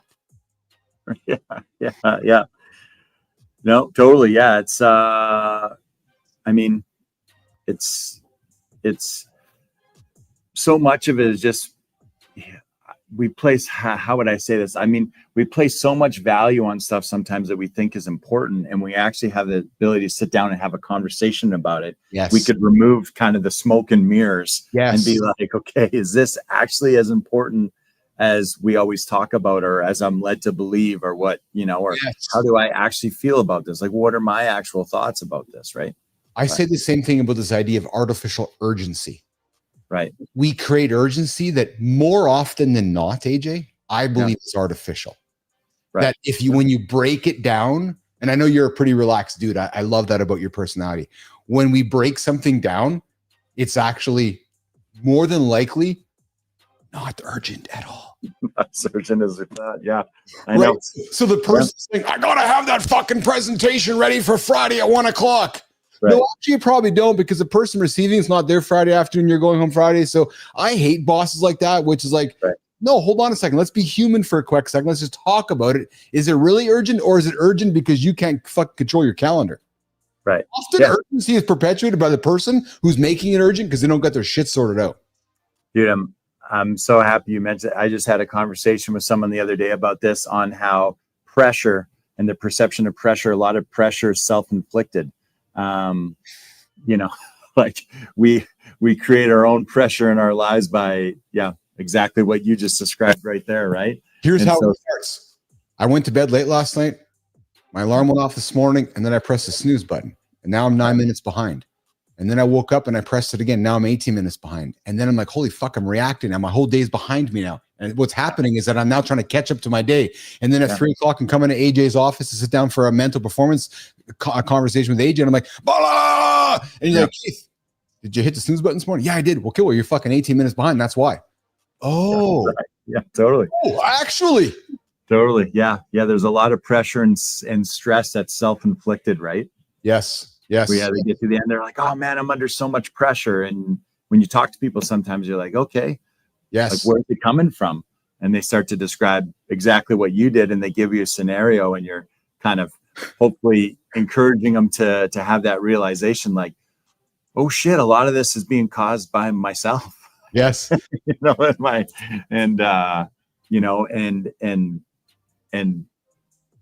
the other stuff that is not caused by myself is, you know, we always talk about that scope of control. It's outside of our control anyway. So Absolutely. Who gives a shit?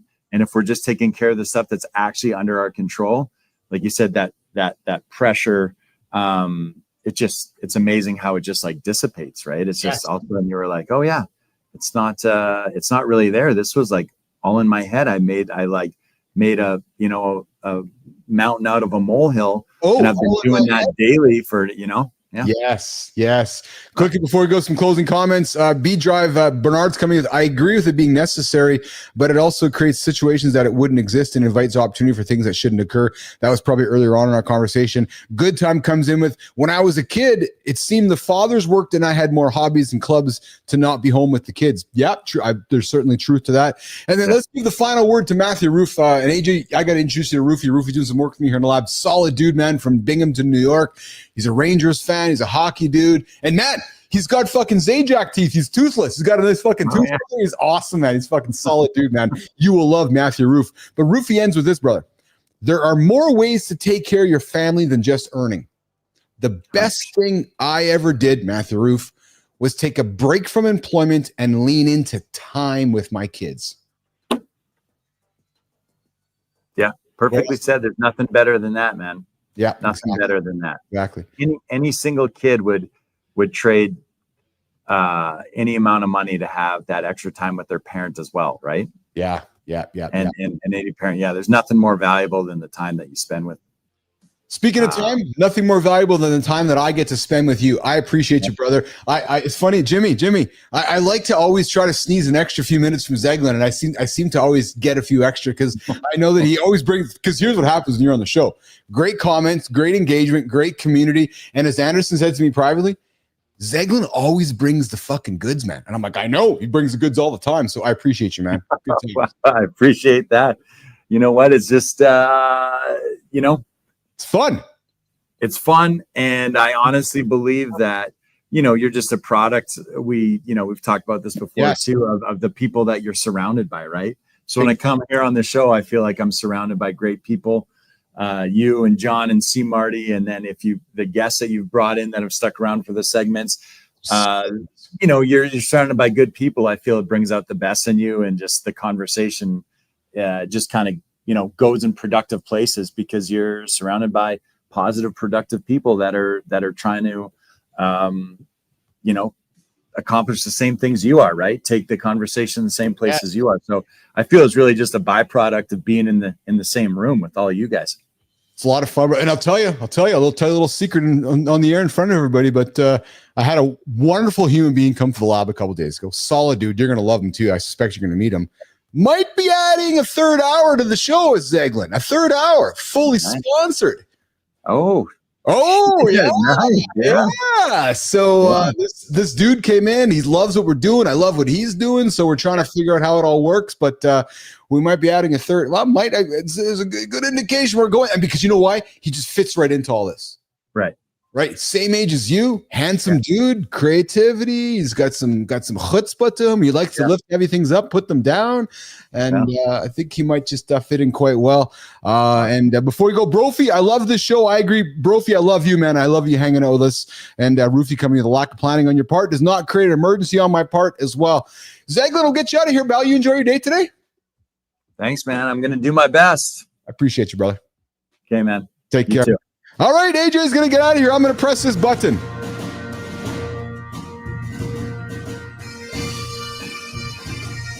Hey, good morning, everybody. Keith Billis. I'm your host of Mornings in the Lab with Keith and Friends. We're on the bottom of hour 2. What a hell of a fucking fun show. Oh, did I tell you guys it's an R-rated show? Did I tell you that? I think I just did again. What a fun show today, Producer Jimmy. You guys all met Producer Jimmy. He's behind the scenes, knocking on the buttons, changing the camera angles, making sure we're staying on time. Please send your love out to Jimmy. He's this show does not operate without Jimmy there. And producer Melissa. Well, listen, Melissa's more than a producer. Melissa actually, you talk about putting ego aside to making money and shit. Well, Melissa actually carries me and Jimmy and John. Melissa carries the whole thing. So make no excuses or make no illusions that Brophy, Roddy Piper, my friend. Fuck, I'm just changing my gears now. Brophy, yes, we are in the Roddy Piper. It's funny you say this because I was getting dressed for the show this morning, and Roofy, I think I want to get a kilt. I want to get a kilt for myself. I want to put a kilt on back here. I want you guys all to see me in the kilt, and maybe Bannister. Maybe I got to put the kilt on for hour 3. Hey, maybe I can just wear the kilt for hour 3, and we can rock and roll on with the kilt here in hour 3. But as I was saying, guys, I just want to show some love and show some love out to my friends, my business partners, my colleagues, Jimmy, Melissa. We got Raheem out there. What else we got there? We got Nina out there as well. AJ, Marty, Johnny, what a great crew here. Having a lot of fun. Growing Mornings in the Lab with Keith and Friends. The only morning show to get you guys out of bed, 8 o'clock Eastern time, where you're linked in YouTube. And hey, I got to remind you guys, and if I don't remind you guys, I'm not doing my job. And Lady Drew, I appreciate you. Lady Drew as well, joining us all the way from South Carolina. Always in the lab. She's so committed. Very, very, very, very, very appreciative of that. Lady Drew, one of a kind, always hanging out with us in the lab, as well as Good Time and so forth. But guys, I want to remind you, I wouldn't be doing my job as the host if I wouldn't remind you that we do have a Mornings in the Lab paid community. Yeah, true story, right? So it's I think the entry level is $2 a month. I think it's like $24 a year. There's another one for 10, and there's another $20 a month. And let me be clear with you guys. This is not to go and make Uncle Keith rich. No, I'm already fucking rich. I got wonderful kids, wonderful family. I'm rich with love. It's all I need. The money is going to reinvest into the show because we have a flame lit here. We have a wonderful flame here. But the goal is to create it into a bonfire. So those of you that feel like you're getting value out of this experience, those of you that feel like you're enjoying the experience, I welcome you. I invite you to step up to the membership table and drop your $2, drop your $10, drop your $20, and join the Mornings in the Lab community. And truthfully, it's coming to life as we grow with you guys. So, what are you getting from it? We're working on it. There's, I've been putting some special stuff behind the scenes on the shorts. I've been putting some, we're going to keep creating special content for the community, But like I said, I invite you guys to check it out. If you find there's value here, I would welcome you guys, and I'd welcome your cash. I'd welcome the cash to invest back into the business there. So, all right, Jimmy, I see your comments there. Looks like we got Donnie Boivin joining us here in a few moments. And I'm working on saying his name correct. Because when I see the name, I think it's like Boivin, but it's Boivin. Yeah, Donnie Boivin joining us here in a couple minutes. I see him logging in over on the horizontal feed and the vertical feed, Jimmy. I will get the intro set up here, Jim, and we'll get him rocking and rolling here in a quick minute. I'm going to set it up here, guys. To do that, I am going to... you guys notice that I've stopped the do? Yeah, for a while there when I was moving shit around, I was like, do doing. And then when Flynn was like, Bill, it's your do doing. I'm like, oh, yeah, I'm do doing. But hey, coming up, we got Donnie Boivin, bold innovator in the world of B2B networking. He's the founder of Success Champion Networking and the driving force behind the Badass Business Summit. I just want to say that again, the Badass Business Summit. Jimmy, there's a clip there, the Badass Business Summit. The Badass Business Summit. What is it? The Badass Business Summit. With 20 years in sales. Yeah, not 21 or 19, 20 plus years in sales. Donnie empowers service-based professionals to stop wasting time in outdated networking circles and instead build powerful ROI-driven communities. Now, Donnie's work isn't just about networking, guys. It's about building a business family, from speaking in Times Square to raising Nigerian dwarf goats on his farm. Donnie brings both grit and heart to everything he does. Excited to bring him in here. He's a speaker, a trainer, a wizard in training, and a force behind one of the most exciting shifts in how entrepreneurs connect and grow. Jimmy, are we ready to bring him up here? If we are, let's bring him in. Let's bring in our next guest on the show, Donnie Boivin. Keith, what's going on, man? How are you, brother? What is shaking, brother? Oh, dude, man, we're just living. Where are you joining me from today, pal? Say it again. Can you hear us? Oh, I'm losing your audio there, pal, on the vertical here, Jimmy. I don't know if it's me or if it's on Donnie's side.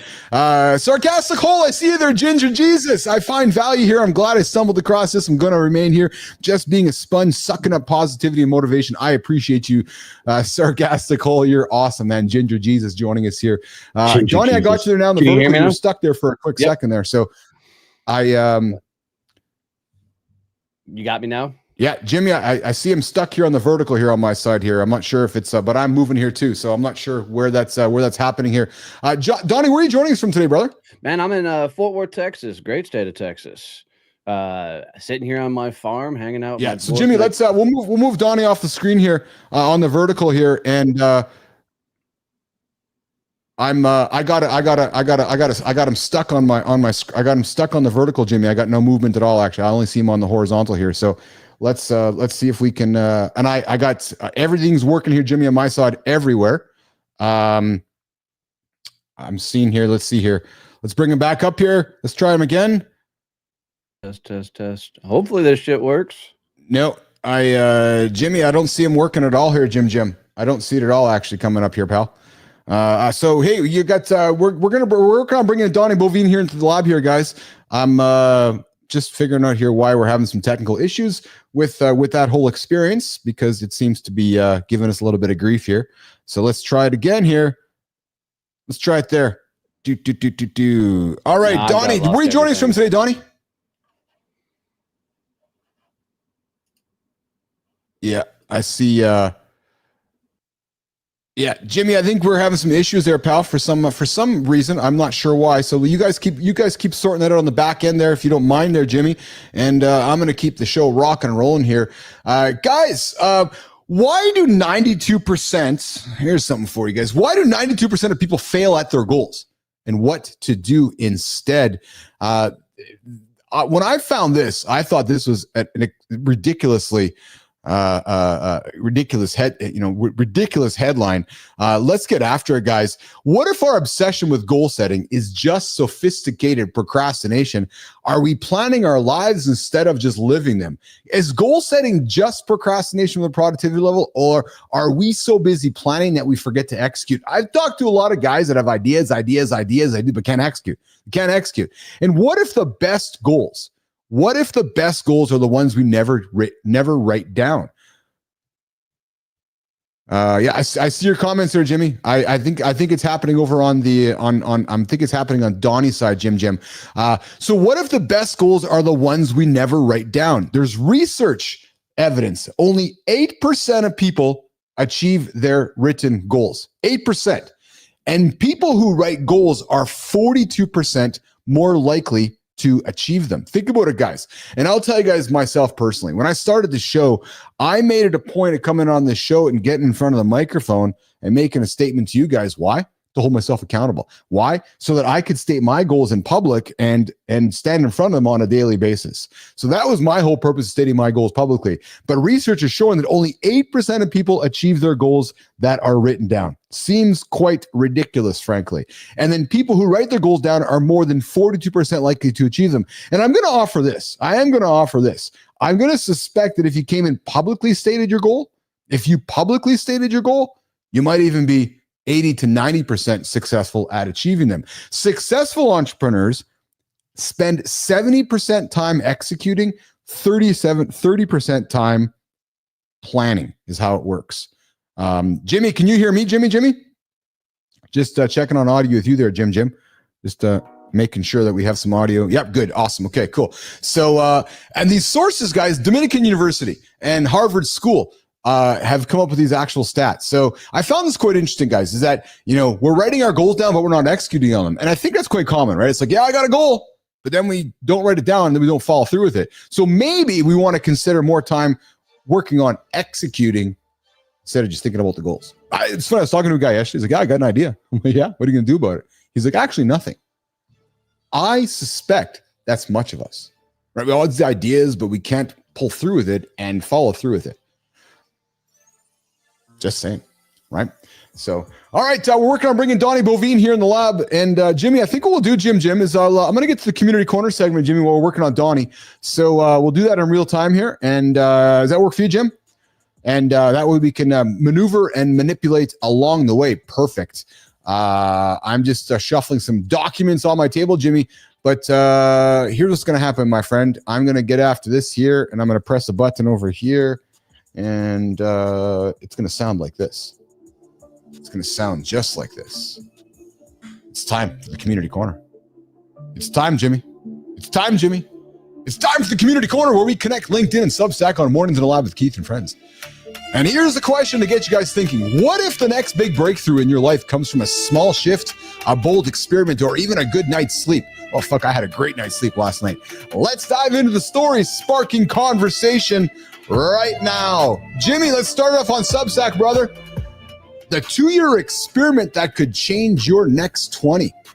You ever wonder if you could design your next chapter instead of just letting it happen? Well, Jonathan Fields from Awake at the Wheel is doing exactly that with his 2x20 project. He's spending 2 years experimenting with ways to make the next 20 years of his life more joyful, more meaningful, and more simple. Think about it, guys. That's exceptional. He's not just talking about big dreams, he's actually executing on them. He's testing everything from hiking in snow pants to embracing his inner artist and even running group retreats to help others do the same.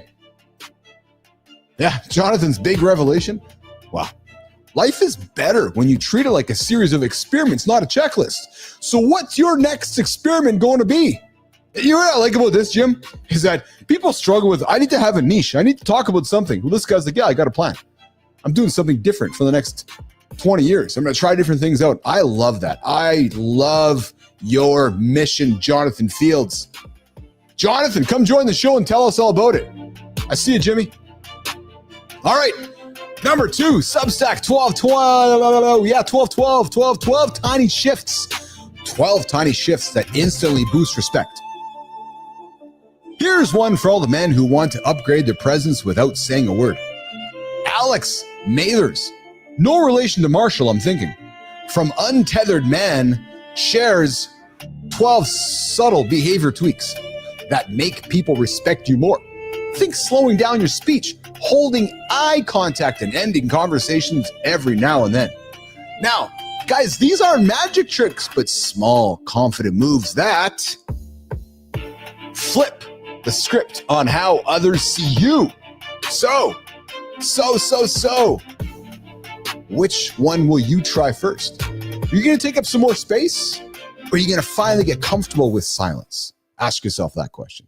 Respect starts with the little things. Are you ready to level up? It's the question you have to ask yourself. All right, keeping it going on Substack story number 3. Boom, boom. Here we go. Could your local golf course be messing with your fucking brain? Here we go. Let's do it. Dr. Annie Fenn from Brain Health Kitchen is sounding the alarm on a surprising new study. Living near a golf course may raise your risk of Parkinson's disease by 126%, likely due to pesticide exposure. She breaks down the science and gives practical steps like eating organic, filtering the water, and advocating for safer green space to protect your brain. The bigger message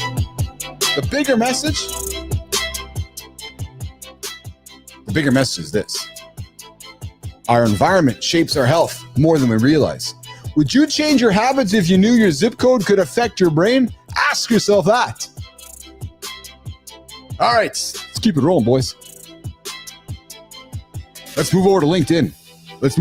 Jimmy. It's going to sound like this. Yeah, this baby. Elliot Denver's challenging the hustle culture with a hot take. Don't quit your day job to start a business. Build it on the side. He argues that fear isn't the great motivator, and having a steady paycheck lets you play the long game and make smarter decisions. Patience, he says, is the real secret weapon for entrepreneurs. Have you ever started something new while holding down a job? We talk about it all the time on the show, guys. What's your take? What are you working on inside? You working on it? Little side habit, side hobby, side hustle? Getting after it? Are you jumping all in, or are you building slow and steady? I know, good time, right? The golf course. Yeah, golf course, Parkinson's disease. What the fuck, okay? All right, Jim, let's keep it going, brother. LinkedIn story number 2. Tech stocks are minting millionaires. Are you in the game? Hey, Bannister, are you in the game? Well, Carolyn Hyde from Bloomberg TV highlights a record surge in millionaires this year. Fuck. Jimmy, I think I missed that year. I'm looking for that year. With the U.S. tech stocks leading the charge. The U.S. added over 500,000 new millionaires as tech boomed and interest rates dropped. They also added a bunch of fucking billionaires. True. More billionaires in America than ever. Over 900 billionaires. Uncle Keith's on his way. Uncle Keith's on his way to the Billionaire Mountain. True motherfucking story. And I'm bringing all of you with me. All of you. Sarcastic Hole, Bannister, Good Time. You're all coming with me. We're all going to Billionaire Mountain. But the U.S. added over 500,000 new millionaires. While Europe and the Middle East lagged behind. Oh, yeah, Jimmy, Melissa, you guys are coming to Billionaire Mountain as well. But the big question, are you investing in the right places, or are you watching from the sidelines? Fuck. Y'all just watching from the sidelines over there. You want to invest in something? Come invest in Mornings in Live with Keith and Friends. The free morning show to help you guys get your ass to the bed. To help you guys not hit that motherfucking snooze button. That's what we do here on the show. With wealth shifting faster than ever, how are you positioning yourself for the next wave? It's true. It's no fucking rocket science. There's no magic. Here's how it works. You go to sleep on time, you get up, you drink your water, eat your protein, do it again. Get after it. Walk up the mountain. Poly, one step after another. All right. Let's keep it going, brother. Jimmy, wake up at 2 a.m. Woo! Your breath might be the culprit. Oh, yeah? No shit. Daniel Scuteri, a breathing and wellness coach. Jimmy, I got to tell you, brother, I fucking meet all kinds of people in the community. There is like everybody out there LinkedIn, breathing coaches, sleeping coaches, masturbation coaches, fucking mountain climbing coaches, lifting weight coaches. Everybody's a fucking coach in the world. I'm a coach. It's funny. When I came back to the world, Jimmy, I was like, I don't want to be a fucking coach. I'm going to set the platform for the coaches. I'm going to build a platform for the coaches. Yeah, there's a true fucking story right there. All right, Daniel Scuteri says, if you're waking up in the middle of the night, there's no attitude on the show. No, just kindness. Just kindness. If you're waking up in the middle of the night, guys, can you tell I had some good sleep last night? Fucking rocking this morning. B-Drive, I'm a little distracted by your comments. You're gaining. Website is getting shirt designs right now, brother. Yes, Oregon 7. Good morning, sir. My Deke got COVID version 2. Don't know what the hell that means, Oregon, but I love having you here. Jimmy, I'm going to get to this one, brother. Daniel Scuteri, our breathing and wellness coach, says if you're waking up in the middle of the night, your breathing habits could be the blame. He shares 8 hacks for better sleep, like nose breathing, keeping your room cool, and even mouth taping. You know, I don't know. This fucking mouth taping stuff. Who's taping their mouths? Like, honest to God, man. I can't get into the mouth taping thing. Just can't do it. Jimmy, I can't do it. No, I'm not taping my mouth shut. Sorry, Scuteri. Jimmy, we got to get Scuteri on the show so we can talk about this mouth taping bullshit. I just can't do it. I can't tape the mouth shut. I think Marty's right. It's all about attention. I want to fucking tape my mouth shut, put it onto Instagram so people ask me about it. No. Take the fucking tape off your mouth.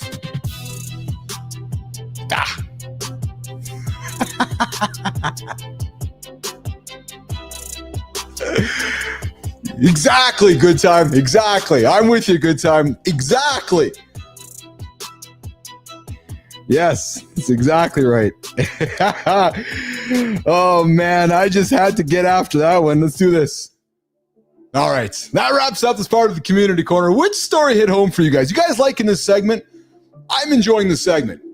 We're highlighting stories out there across the community. Good time, I'm with you, man. No fucking way, I'm with you. Which story hit home for you? What experiment, shift, or hack are you inspired to try? If you want your story featured on this show, with the attitude, with the fun, with the engagement, with the energy, I invite you to follow us on Substack and LinkedIn. Tag us in your next post. Let's keep the conversation going. All right, Jimmy, I see your comments there, brother. Let's try it again. Donnie Boivin, bold innovator in the world of B2B networking, the founder of Success Champion Networking, and the driving force behind the what? Exactly. The Badass Business Summit. With 20 plus years in sales, Donnie empowers service-based businesses, professionals to stop wasting time in outdated networking classes and instead building powerful ROI.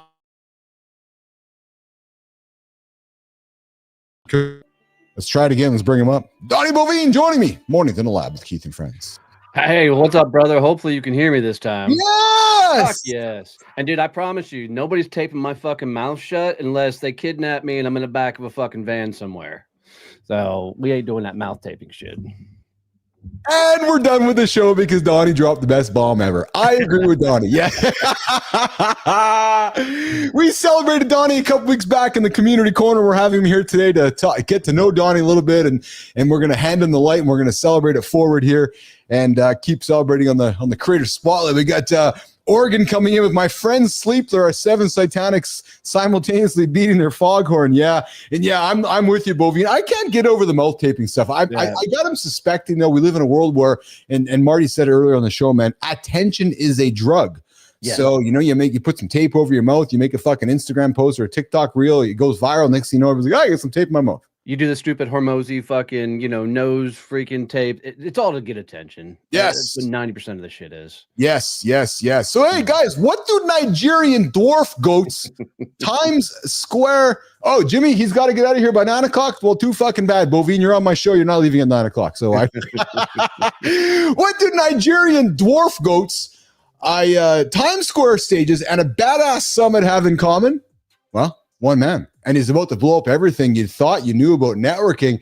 Brother, I got to get into it right now. Anybody who leads with Nigerian dwarf goats is going to be a master. No, but I know you're thinking I'm going to say masturbator. No, a master networker. Like, dude, Nigerian dwarf goats. How do you get into the Nigerian dwarf goat business? It was absolutely a complete fucking fluke. My wife and I, we'd bought a farm. We were at a freaking swap meet of all places, and they had this animal section. There's 2 baby goats in a cage, and as soon as we saw them, my wife goes, "We're taking those home." I'm like, "Babe, we don't have a barn. We don't have fences. We don't have anything." And, like any good guy, I stood up to my wife and promptly brought those baby goats home. And then we spent the next... we were talking roles and relationships earlier. Boivin's like, okay, I guess I'm the dad. I'm bringing the goats home. Dude, I wear the pants in the family. She picks them out for me every morning, right? So I get this. Yes, I love it. But literally, they lived in a dog crate in our house for almost a week and ran around the house until we get a barn built and the freaking fence built for them. And now we have freaking more than I can damn near count. So they're awesome, though. Nation, I got to invite you guys all to put your ears up and listen to what I'm going to say next, because apparently Boivin is a leader in like the B2B space. Yet, I'm just going to say this, guys. I just got to call it out here. Yet, you looked at the guy's LinkedIn profile. Yeah, true story. Baby goat dad and wizard in training.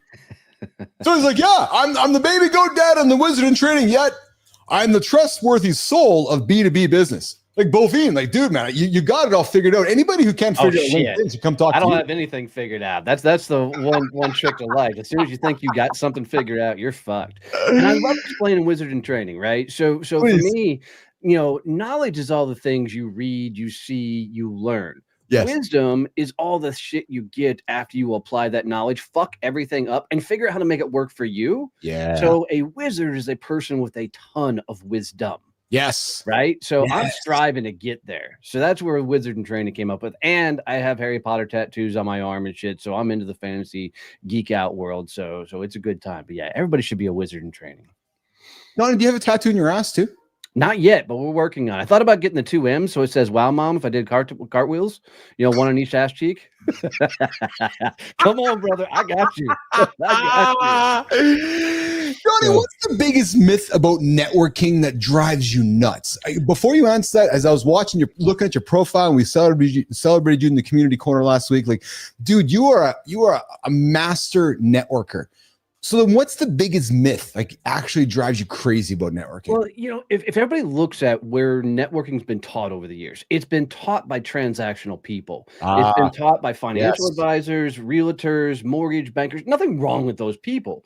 But most times, like if I sell you a house, right, I don't need to talk to you for the next 10, 20 years. I might drop you a postcard, right? But it's a calendar. A calendar, absolutely. Yeah. A magnet for your refrigerator, some shit, right? But in the B2B side of things, when you're selling into multi-million-dollar companies, half the shit that they teach you in networking don't work. Like, I love telling people, imagine walking up to a CEO of a multi-million-dollar company and introducing yourself with a fucking jingle. Right. So the biggest myth in networking, it's based on all that, is you don't network for referrals. You network for introductions. And here's what I mean. Everybody goes into networking usually because they don't know how to find clients. They don't want a cold call. They don't want a traditional sales. So they find themselves networking of some sort, going to the chambers, after hours, networking groups, and the likes. And they go in there with this mindset of, I've got to find clients. Well, the problem is, especially when you sell business to business, you're selling into companies. Nobody that we sell to in multi-million-dollar companies are ever out going to be networking. You're not going to see a CEO of a $10 million company at a chamber event, at an after hour, at a networking group. So you don't network for referrals. You network to get introduced to people who already have your client base, so you can build a relationship with them, because it's easier to be introduced into a company than trying to go in cold. So an introduction. 2 good people should go meet. Keith, meet Bob. Go have a great conversation. A referral. Keith, meet Bob. I have told him all about your morning show. He loves everything about it. He wants to potentially sponsor your show, right? There's a sales conversation attached. So stop networking to try and get referrals and start getting connected with people who already have your client base, and watch everything change in your networking. So then, Donnie, tell me about, so as you've been going through your journey then, tell me about the moment that you realized that traditional networking model was broken. Yeah, I sold commercial printing. And when I sold commercial printing, my average deal was over $100,000, right? So I wasn't selling to mom and pops or people who needed business cards. I was selling into Fortune 500s. And my largest account was Mary Kay Corporate. I sold to the corporate office, $2 million account for me. And I remember going to a chamber event and I'd say, hey, I do commercial printing. And people were like, oh, I need business cards. I'm like, I don't want to print your $50 worth of business cards. I need people who order $100,000 worth of printing. So I realized quickly my people weren't out there. So I went to the main print buyer inside of Mary Kay and I said, hey, what else do you buy? What else do you purchase? And he said, well, in addition to commercial printing, I also buy promotional products. I'm like, cool. Would you introduce me to your favorite rep that sells you promotional products? And he goes, why would I do that? I said, because we're not competition. I never sell, promotional products. He's not going to sell printing. And I want to figure out, can we build a relationship and go after business together? Yeah. And so Keith's like, yeah, let's do it. So he introduced me to Steve. We went out, Steve and I built this really cool relationship. And, if we look through life, I brought him into Home Depot. He brought me into Lowe's. I took him into Motorola. He brought me into Nokia. We were able to build this cool synergistic relationship because we were parallel selling, not competition, right? So that's when I understood that after that, when I went out to network, it was, hey, I'm Donnie. I do commercial printing, but I would love to meet anybody in promotional products. Because if I got introduced to enough people who sold adjacent to me, right, the opportunities to collaborate, do some cool business with each other, open some doors, just skyrocketed. So then the natural follow-up question then would be, Donnie, what do most people get wrong then when trying to network or sell to a business? The mindset of things like giver's gain or give enough people what you want and you'll get what you want, all of it's bullshit. And here's why, right? And I'd love to debate everybody about this because here's what happens. Everybody goes out networking and they're like, man, you got to give, you got to give, you got to give, you got to give. And what happens is they get taken advantage of. I can stand in front of rooms of thousands and go, how many of you have given a lot and never gotten anything in return, right? And 90% of the room raises a freaking hand. Yeah. Right. And the trick is you don't give, to gain. You give, then you have to get and then give again. We call it the 5 Gs, right? You don't just give to give. You sure open doors, making introductions, right? But you also have to feed yourself. If you're not feeding yourself, you're going to go freaking hungry. So the way I look at it is you sit and you cross from somebody, you make an introduction, you make another introduction, you make another introduction, and then you tell them specifically who you want to meet and walk them through who you want to be introduced to. And I tell people all the time, let's say that maybe I want to meet a bunch of other podcasters. I'll look at somebody, make 3 or 4 introductions, and then say, hey, I'm actually looking to meet some really cool podcasters. Maybe they're doing live shows and then they'll go, I don't know if I'm connected to any podcasters. I'm like, will you do me a favor? Let's go over to LinkedIn. I want you to type in the word podcast. I want you to click on first connections and just see who pops up. And every time they go, holy shit, I actually know quite a few people who do podcasts. I'm like, do you have a relationship enough with anybody that you'd be willing to introduce me to? Right. And I can get an introduction that way. And then as soon as they make me an introduction, I will immediately go out of my way to try and find them one more person to introduce them to. Because people aren't wired this way. And when they give you an introduction, they immediately think they fucked up because they think in their head it's a referral. Yes. Right? They think it's a referral. So we got to go make them all right. And the way we make them all right is we introduce them to one person. Right. Additionally, after we've done on the others. Right. So don't do this whole giver's game bullshit. You'll just be taken advantage of. Give, get, and then give again. Give, get, and then give again. You're hanging out with Keith Bellis, Donnie Boivin on the Community Corner. We're celebrating somebody in a quick minute here.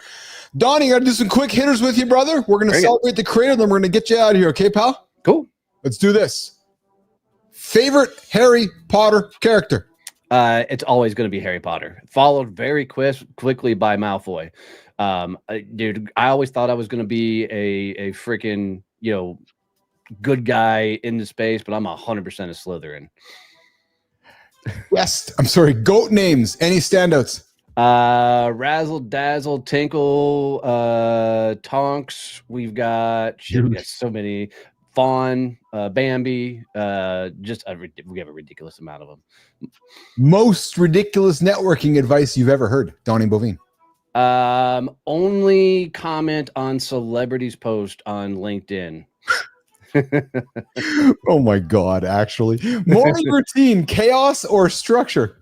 Chaos. Chaos creates. One business buzzword you wish would disappear? Authenticity. Oh yeah, actually, absolutely. If someone listening today forgets everything else but remembers one thing about you, Boivin, what do you want that to be?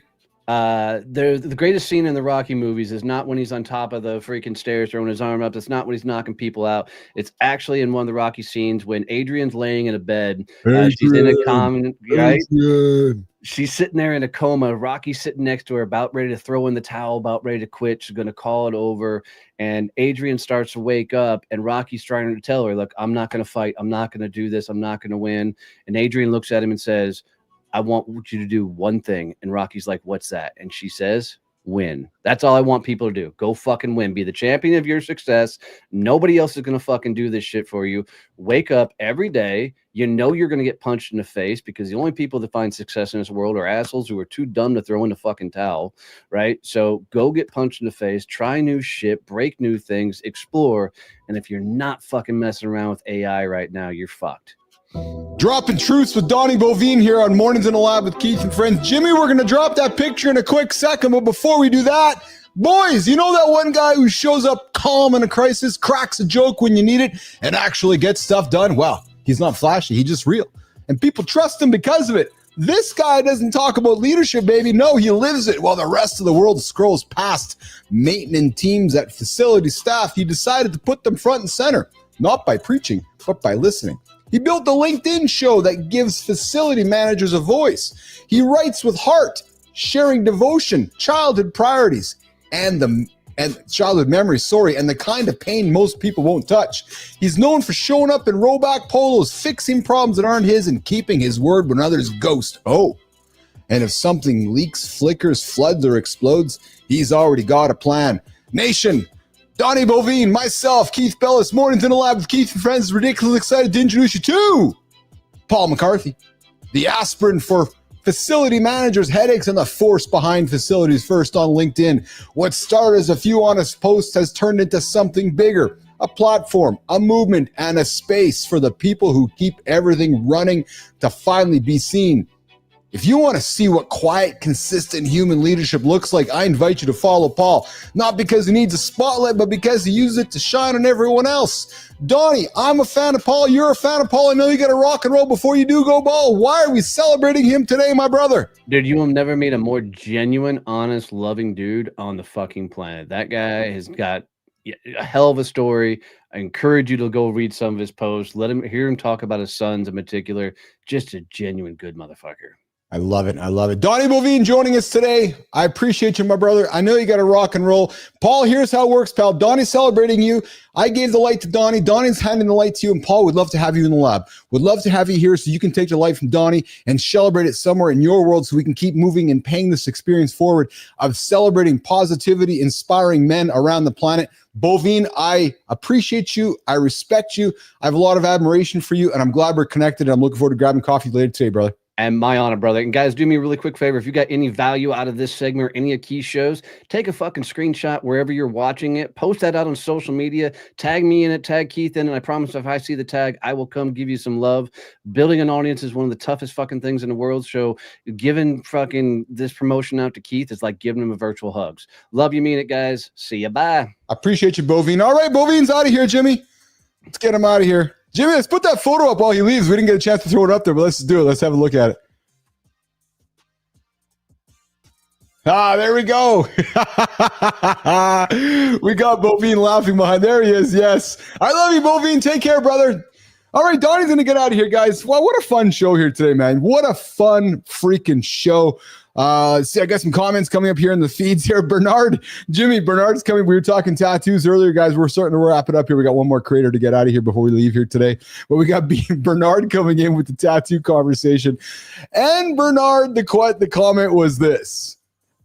Yeah, my buddy called to ask me to tattoo your name on his ass. And I said, you want Bernie or Bernard? Well, I guess Bernie's on one cheek, Bernard spreads across the two. I did say spread. Yeah, I guys spread the ass cheeks apart. And just, the burn and then the ard on the one side, I think, right? And then we've got a good time going. I worked for a guy named Steve in the printing business. They bought a printing company in Texas. Bannister, maybe you had a printing company in the past that, you crossed some paths with good time along the way. And then Sarcastical, thank you. Keep bringing the noise. I appreciate you, Ginger Jesus. Sarcastical joining us. Guys, funny story, man. We had Sarcastic on the show a few weeks ago as Ginger Jesus. And we had a little few words along the way. And I was like, dude, just come back and have some fun. And he's back here and hanging out with us, and I got nothing but respect and props for that. And Donnie, I appreciate you too, man. Yes, building an audience is hard, but show up every single day and magic starts to happen when you show up every single day. Okay, well, listen. We got one more to go. Yeah.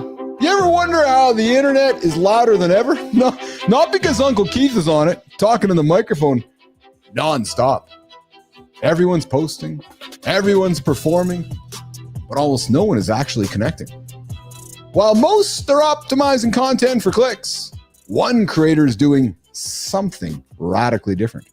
He's inviting thousands of readers into honest human conversations, the kind that doesn't chase trends, the kind that build trust. Yep. This guy sparked a global human-to-human movement before it was even a buzzword. He's a 2-time best-selling author with features in Inc., Fast Company, and USA Today. Shaken Bernard. He's coached execs at NASA, Harvard, Cisco, and Masterclass. No, I'm sorry, I mean MasterCard. And oh yeah, his TED Talk. Oh fuck, Jimmy, TED Talks, really? I'm kidding, brother. A certified gut punch on what it actually means to lead with humanity. Today, Mornings in the Lab is not celebrating a TED Talker. I'm all kidding with you. Brian Kramer is who we are celebrating today.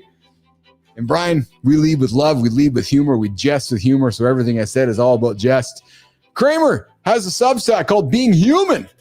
With over 11,000 subscribers, Brian is rewriting what leadership content feels like. Less tactics, more truth. And Brian isn't building a personal brand, he's building a space where real people can grow, lead, and live without pretending. So, if you're craving more connection and less noise, I invite you to follow Brian Kramer over on Substack. His work might be the reset button your leadership journey needs. Brian, here's how it works. I didn't forget about you. Jimmy, I didn't forget about how it ends. No. Brian, love to have you on the show. True story. I got the big old creator spotlight. I want to hand it to you so that you can shine it on somebody over there. And we can keep paying forward the community corner, the creator spotlight on Mornings in the Lab with Keith and all of his friends. Hey. Well, Jimmy, what do you say, Jim? Producer Jimmy behind the scenes here. What do you say, Nation? Should time to get on with the day? What do you got going on today, Sarcastic Hole? What do you got going on today, Bernard? What do you got going on today, Good Time? What do you got going on, Oregon? What do you guys go going on today before we say goodbye? Tell me what you guys got going on today. Me? I got a meeting with Boivin. I got a few meetings today, actually. And a fun show as well. And I got my designer showing up here. I'll be with you in a second. Still in show. Yeah, true story. Just working live on the air. All right, so I'm going to press some buttons. I'm going to make the sound like this before we get the hell out of here. It's going to go just like this. Yep, just like that. All right, guys, you heard the sound. Jimmy, Keith, Melissa, the whole gang, we're getting out of here. On behalf of the whole crew here today, including Jonathan Bannister in the comments, AJ and Bernard and Good Time and Sarcastic Hole and everybody who's here this morning, I appreciate glasses off. I appreciate all of you guys. You guys have choices where you can spend your time. Lady Drew, I appreciate you. Lady Drew, look at me. I can see you. I can see you. And I appreciate you. And I mean that very sincerely. I do. I absolutely do. I know who you are. I know your profile. And I got lots of love coming at you. Because you could choose to spend your time wherever you want, but you choose to spend it with me. And I appreciate that. Same with all of you guys. So on behalf of the whole gang here this morning, lots of love from me to you. We'll see you guys back here, 8 o'clock Eastern time. LinkedIn, YouTube, and X. Have a good one, guys. I'm Keith Bellis. I'm your host. Sarcastical. I love you, man. I'm getting out of here.